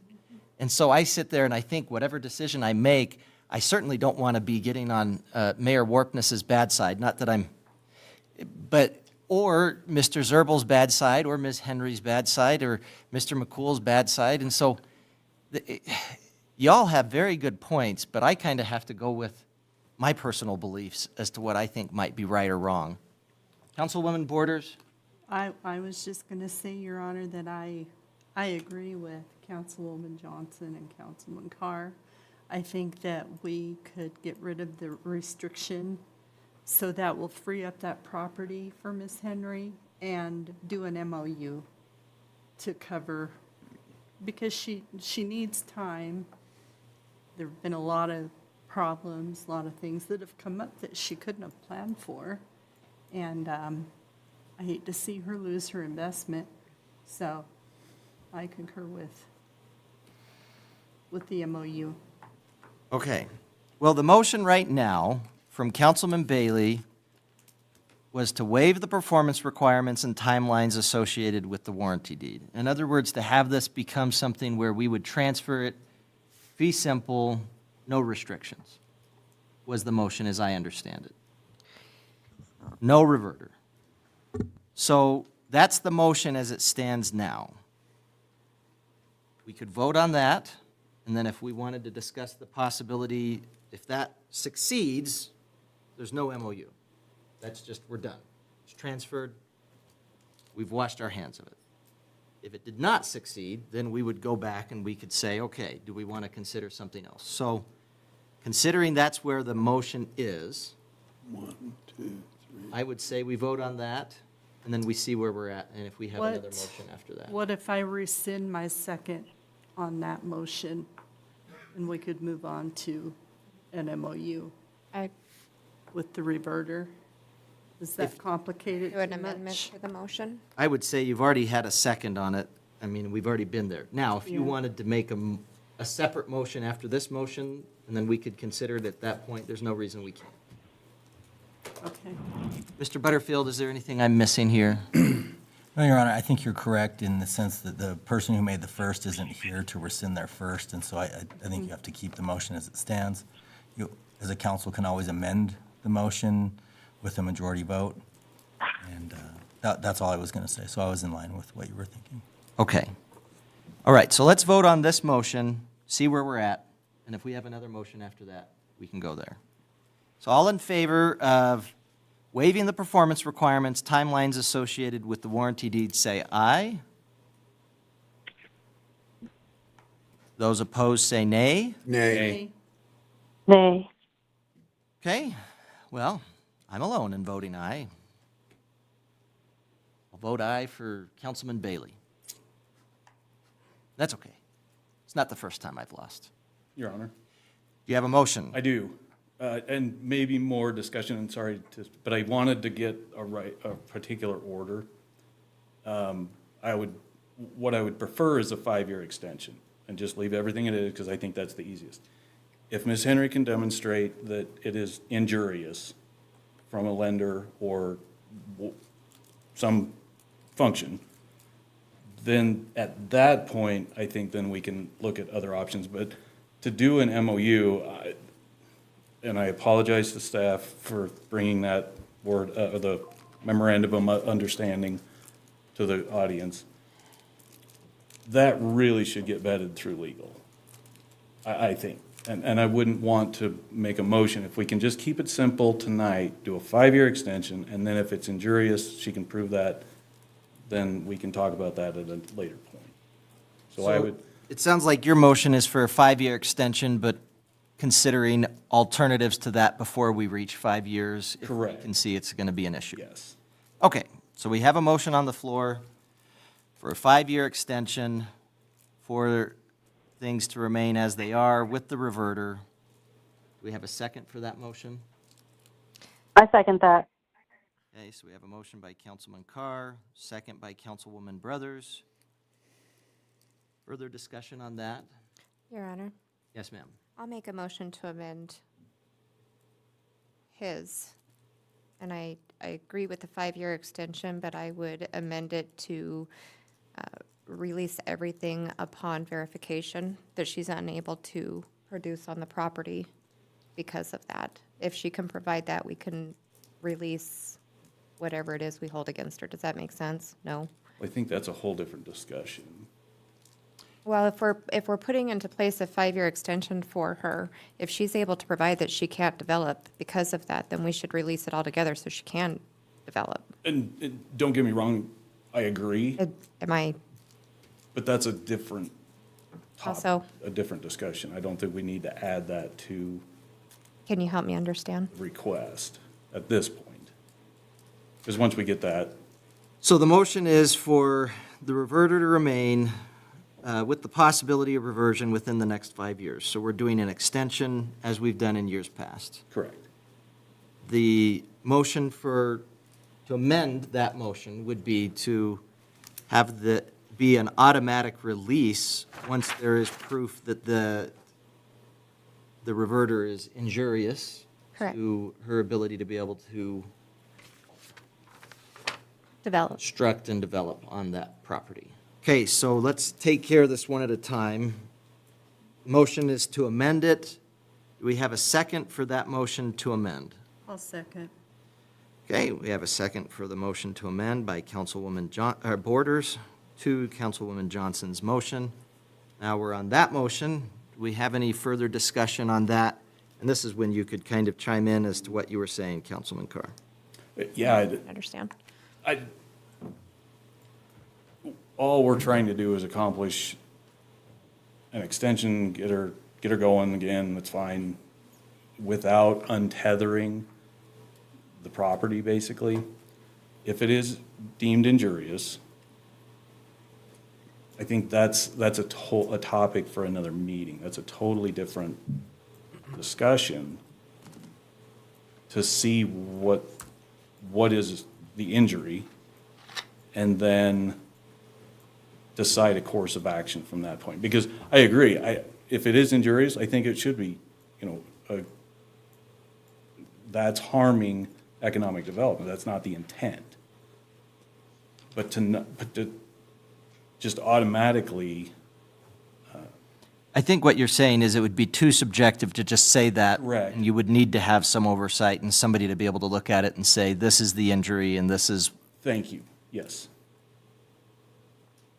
Yeah. I'm there for you, Councilman Carr. So two separate subjects, two separate meetings.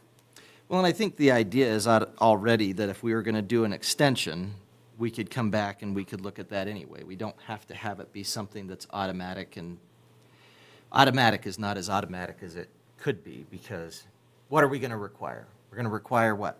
3 letters from lenders saying we're not going to lend on this if you have a reverter clause on it.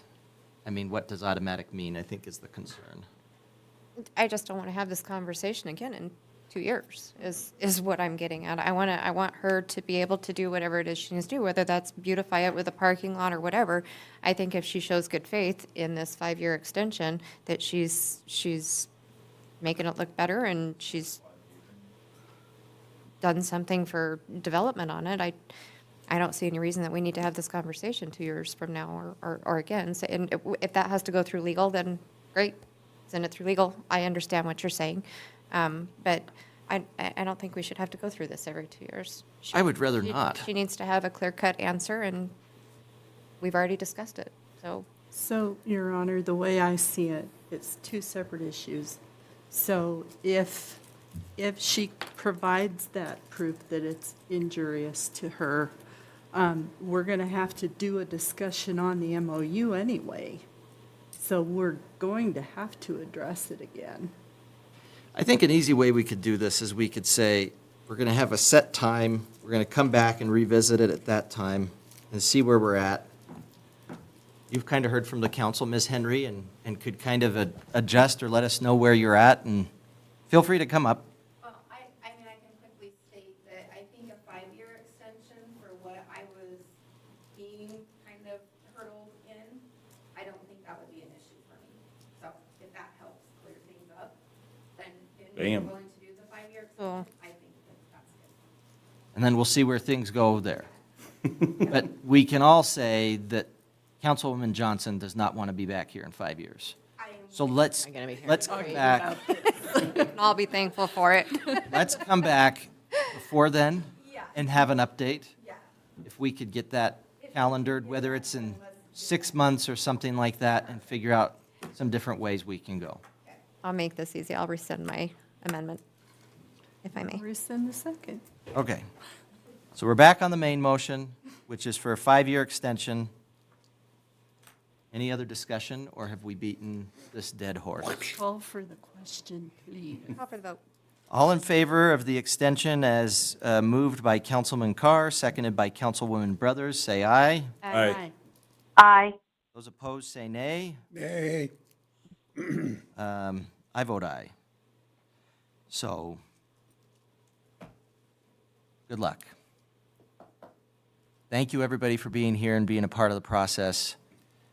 I cannot express how appreciative I am to have friends, colleagues, acquaintances who are willing to be here and make things difficult for us, because the reality is, I would rather have friends here that I can hear from than somebody who I'm not going to ever see again. It's good to be able to hear your views, and I appreciate it, so thank you. Okay, we're going to move on to the next one, which is all sorts of fun as well. Verizon Tower ground lease expirations and renewal proposal. City Administrator's report, please.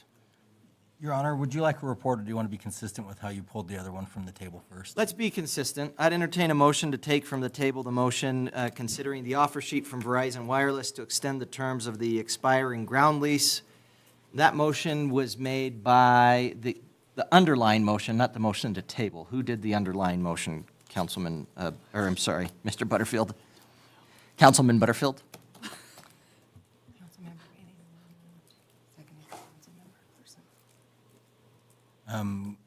Thank you to Ms. Harris. It was Councilmember Bailey who had moved, and it was seconded by Councilmember Larson. To consider the offer sheet to extend the terms.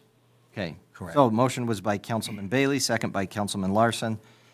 Do we have a motion to remove that from the table? So moved. Second.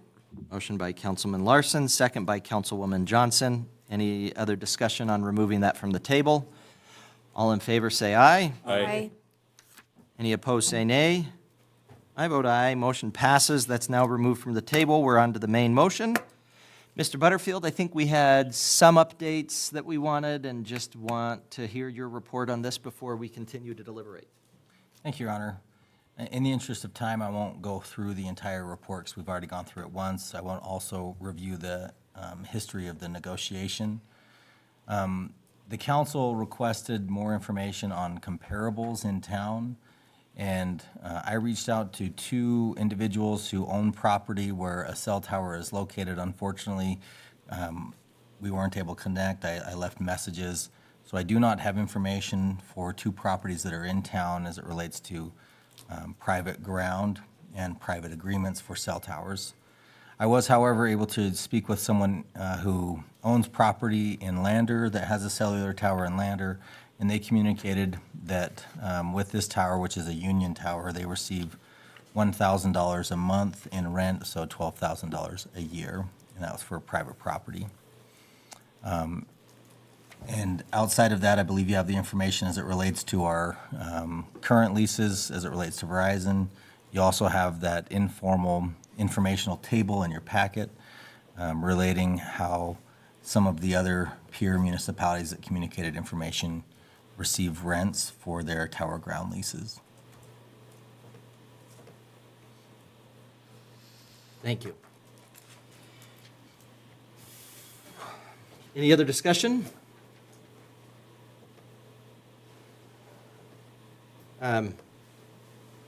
Not for nothing, but just for the information of the council. Verizon stock closed today at 48.93 US dollars, which is the highest that I think it has been since May 13th of 2022. Has nothing to do with our discussion today, I'm sure, but just for the history lesson, I suppose. Your Honor, Yes, sir. do we know what the or the footprint of the Union Tower was, just for a cost per square foot? Your Honor, I don't have that information for the comparison in Lander.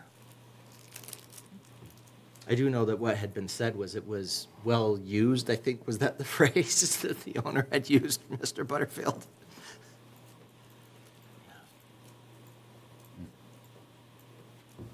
Any other discussion?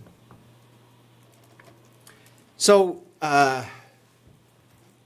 if I were to guess, and mind you, I'm not somebody who likes to sit here and play hardball a lot in negotiations. I might sound like it, I might talk a tough game, but I'm really not. Although I guess there are defense attorneys who would disagree with that. They would probably say I tend to sit on a position and not move and wait for them to come to me, but that's maybe as a prosecutor.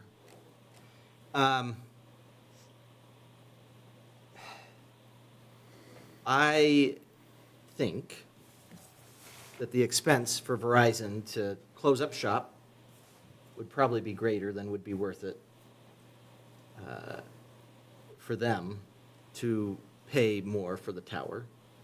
I really appreciate Mr. Butterfield's willingness to go to bat for the city on this. I think it recognizes that funding is difficult. We want to make sure that the city is Compensated. compensated. I was going to say not being stiffed, but Councilman Larson is there for me with better language. As far as I'm concerned, I'm willing to kind of support Mr. Butterfield's negotiations that he's had and say, no, the council's not going to step back from what Mr. Butterfield has said.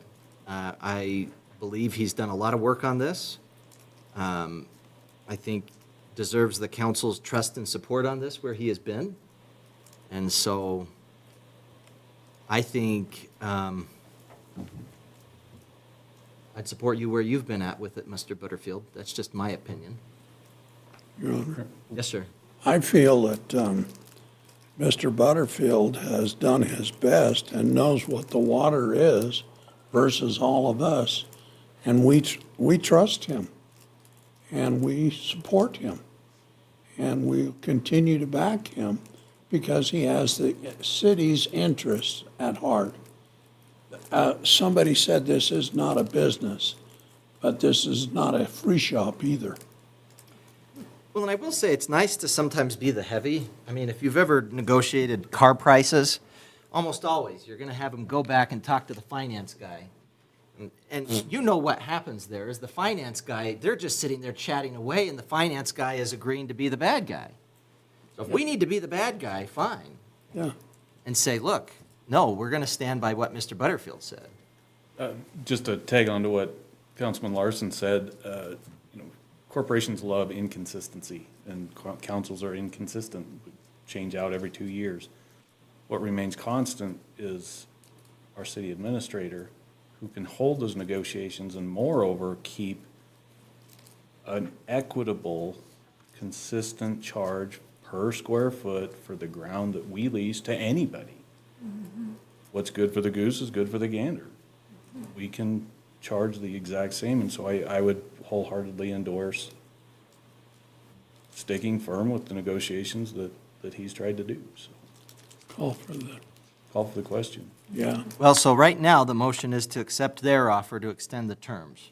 So if we were to have this voted now, okay, we'll call for the question. All in favor of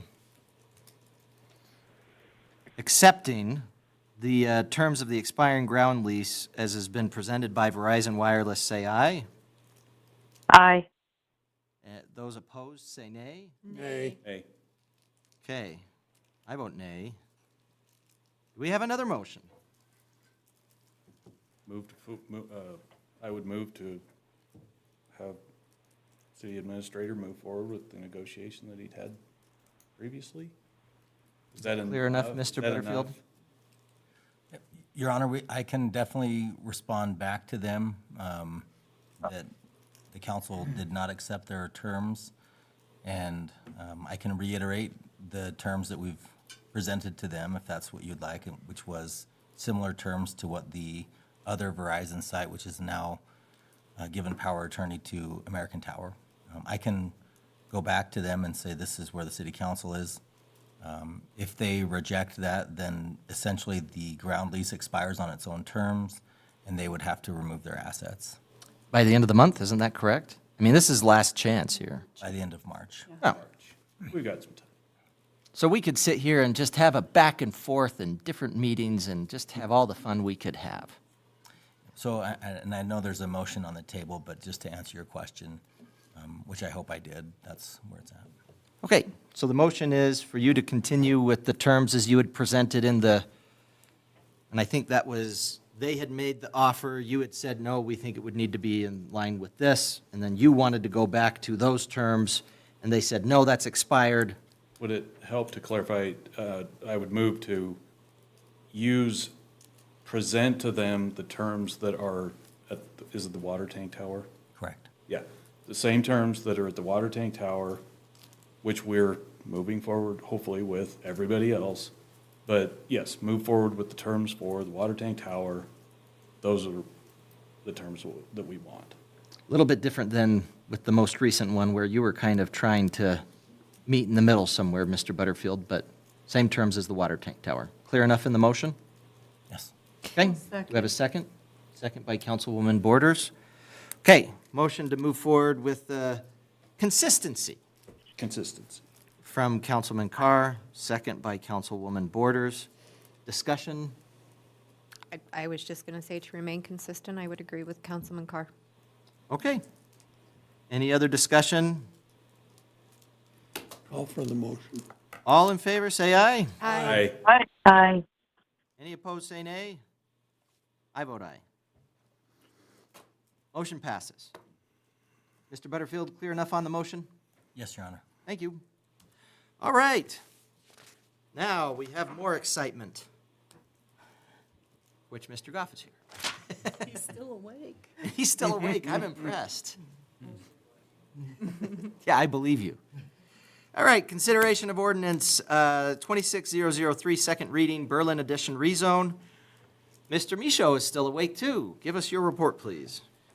Thank you, Mr. Mayor. Yes, for us, we have the proposal for the ordinance 26-003 rezone petition of Berlin's first edition, Lot 2, Block 3. And yes, we do have Mr. Tyler Goff from T&T Renovations joining us tonight, and want to thank him for sticking with us through the meeting. Berlin's first edition was one of the first subdivisions in Riverton, is located just southeast of where Maine meets the old railroad tracks. And petition is to change the zone from this lot from C1 to R2, so it can be used for residential purposes. The lot is located, it's Lot 2, Block 2. It's actually located, its address is 105 West Adams. And there's also a lot right next to this lot to the east of it on the corner that is also zoned C1, but the owners are not interested in rezoning at this time. The owner would like to request this zoning change because he would like to enable a subdivision replat so that he could consolidate 3 lots into 2 lots. 2 of those lots are commercial or residential. 1 lot is commercial. I'd like to rezone this lot to residential and have them all be the same zone, and then consolidate them into 2 lots. The city completed the following actions per rezone requirements in Riverton Municipal Ordinance 17-04-050, the filing of an application from the property owner, notification of the property owners within 140 feet of the proposed zone change at least 15 days prior to the Planning Commission meeting, posting of a rezone on the property with at least 15 days notice prior to the Planning Commission meeting, and public meeting notice posted in the Riverton Ranger on January 7th, 2026. Again, as I noted at the last meeting, the city did receive 1 response objecting to the rezone. It did not contain an explanation for the objection. We attempted to follow up with the response, but we were not able to get any more of an explanation. Additionally, per Riverton Municipal Ordinance 17-04-050D, the Planning Commission approved the rezone request on January 22nd, 2026, and is recommending approval of the zoning change to the Riverton City Council for Riverton Municipal Ordinance, which requires 3 readings. I am recommending approval of this rezone on the 2nd reading. Thank you, Mr. Mayor. Thank you, Mr. Michaud. I'd entertain a motion to adopt ordinance 26003, rezone request petition for Berlin's first edition, Lot 2, Block 2, 105 West Adams, from C1 to R2 on 2nd reading. So moved. Second. Councilwoman Johnson with the motion, Councilman Carr with the second. Discussion on both of those.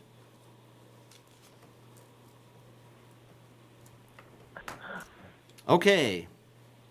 Whole lot of discussion going on here, Mr. Goff. All in favor, say aye. Aye. Any opposed, Aye. say nay. Thank you, Councilwoman Brothers. I noted your aye vote. I vote aye too, and that motion is passed. 1 more reading. Maybe next time it'll be earlier in the meeting.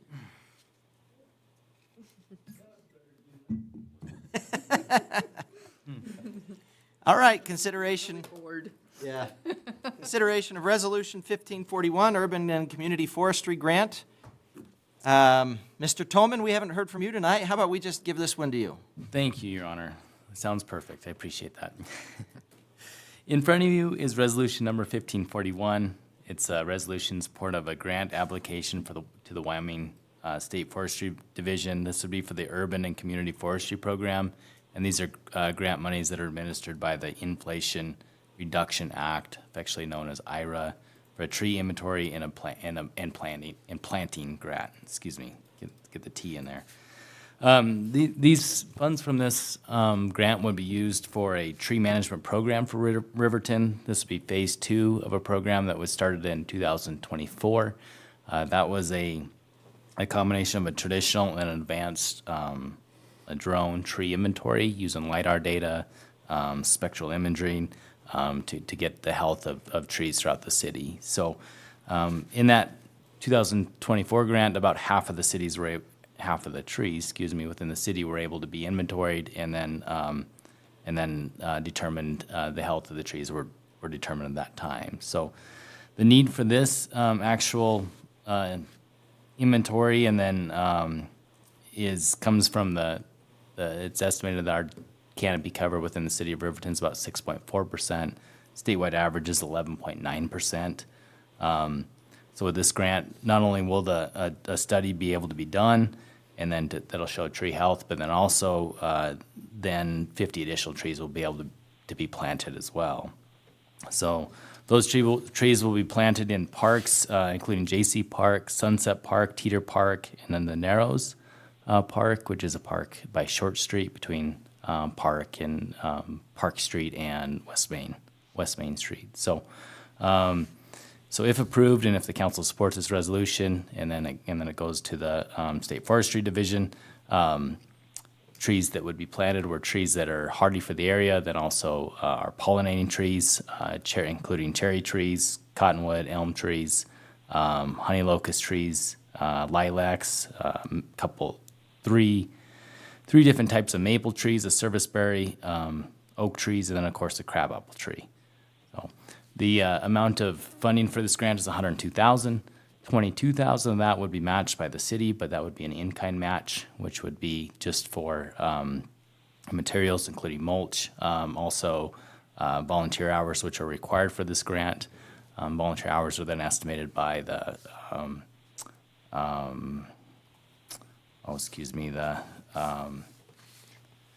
what's Board? I'm looking for? Oh my gosh.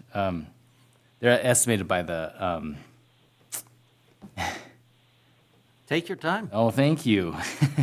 The hourly rate, is estimated by the annual federal standards. So $31.80 an hour. So I didn't get sleep last night either. So in that in-kind match would also be labor hours from volunteer groups, and then also city equipment that would help to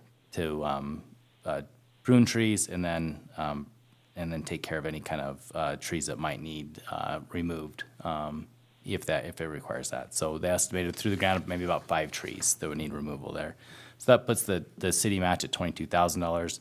The $80,000, which would be reimbursable by the state, would come from a traditional tree inventory, which would be in the zone of $30,000, and then a drone tree inventory for $20,000, or for a combined $30,000, and then the planted trees, which would be about a $20,000 price tag on those. So I recommend to approve this resolution to support the grant, and we'll get it submitted just as soon as possible. This is awarded on a first come, first served basis. Okay.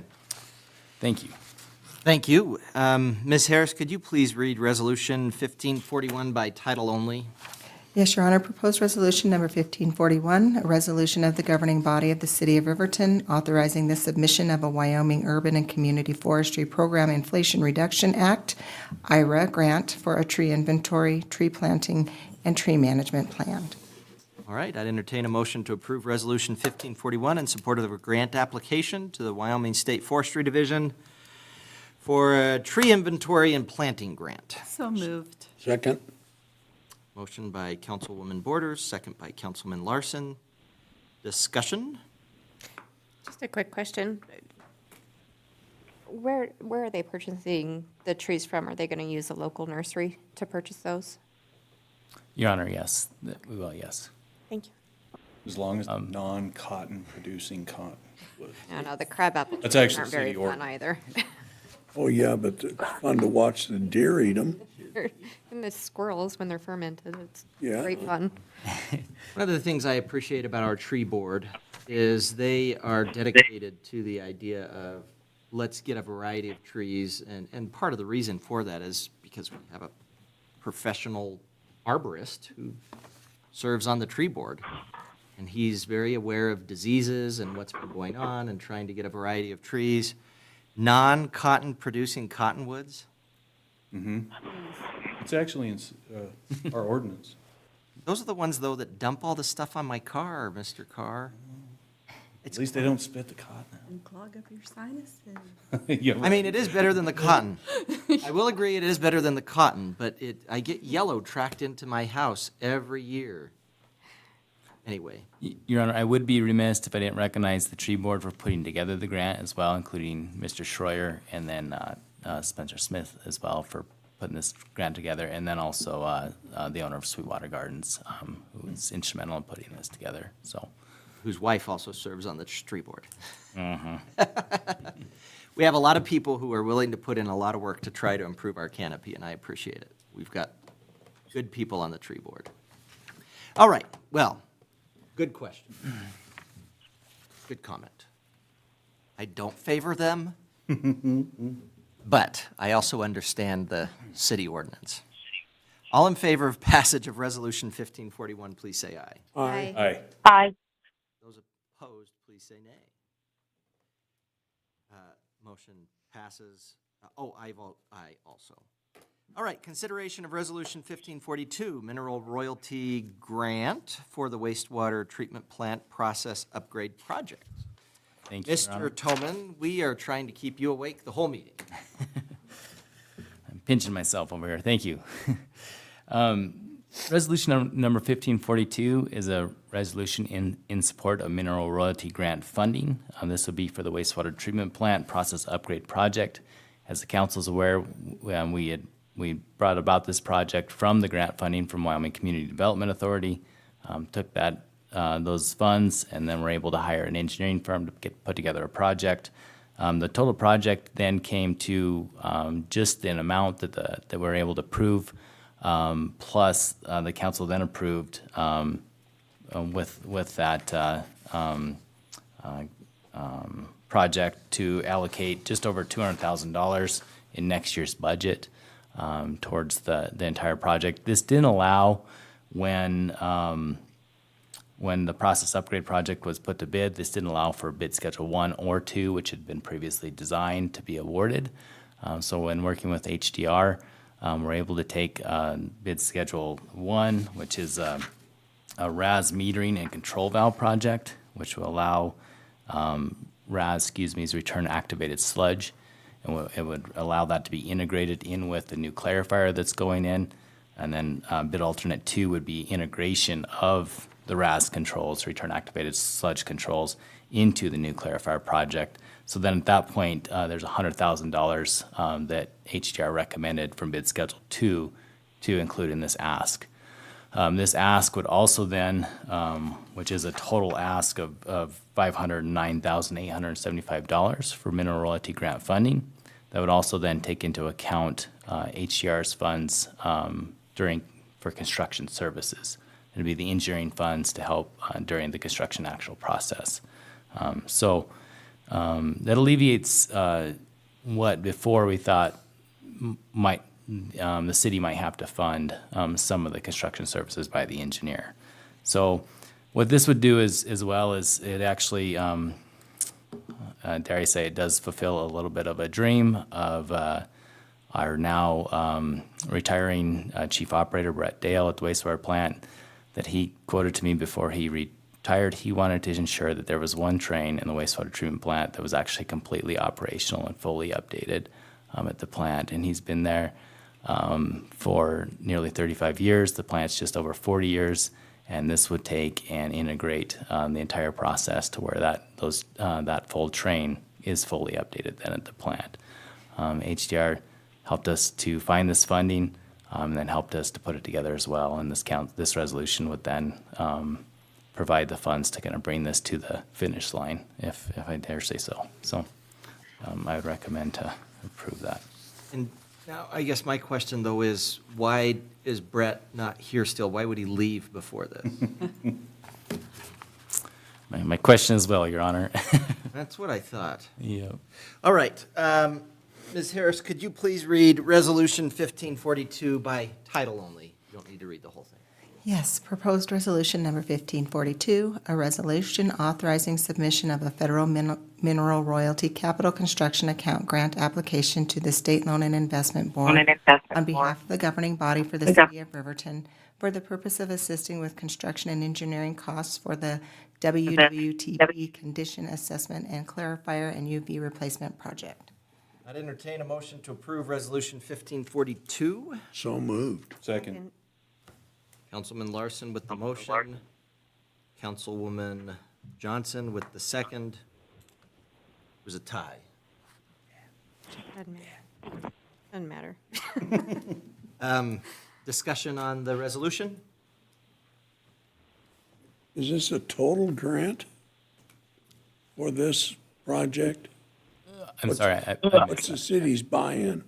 What is it gonna cost us? You bet. Your Honor, the city buy-in would be the amount that that the council already allocated in the last,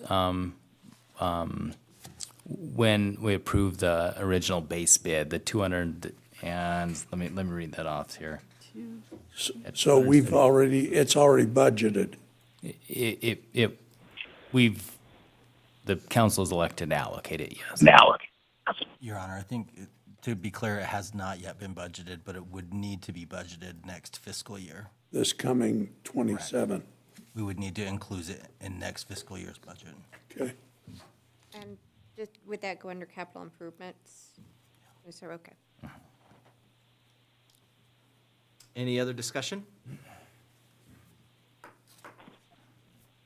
All in favor, say aye. Aye. Aye. Any opposed, say nay. I vote aye. Motion passes. I would say that 22 items, especially items of that magnitude, being covered by 1040 is actually impressive. It's rare. So I would entertain a motion to adjourn. So moved. Second. Motion by Councilman Larson, second by Councilman Carr. I let him take the glory on that one. He wants the to easy go one. home. He does. Just the way he said second. All in favor, say aye. Aye. Aye. Opposed, say nay. I vote aye. Motion passes. We are adjourned 10:39.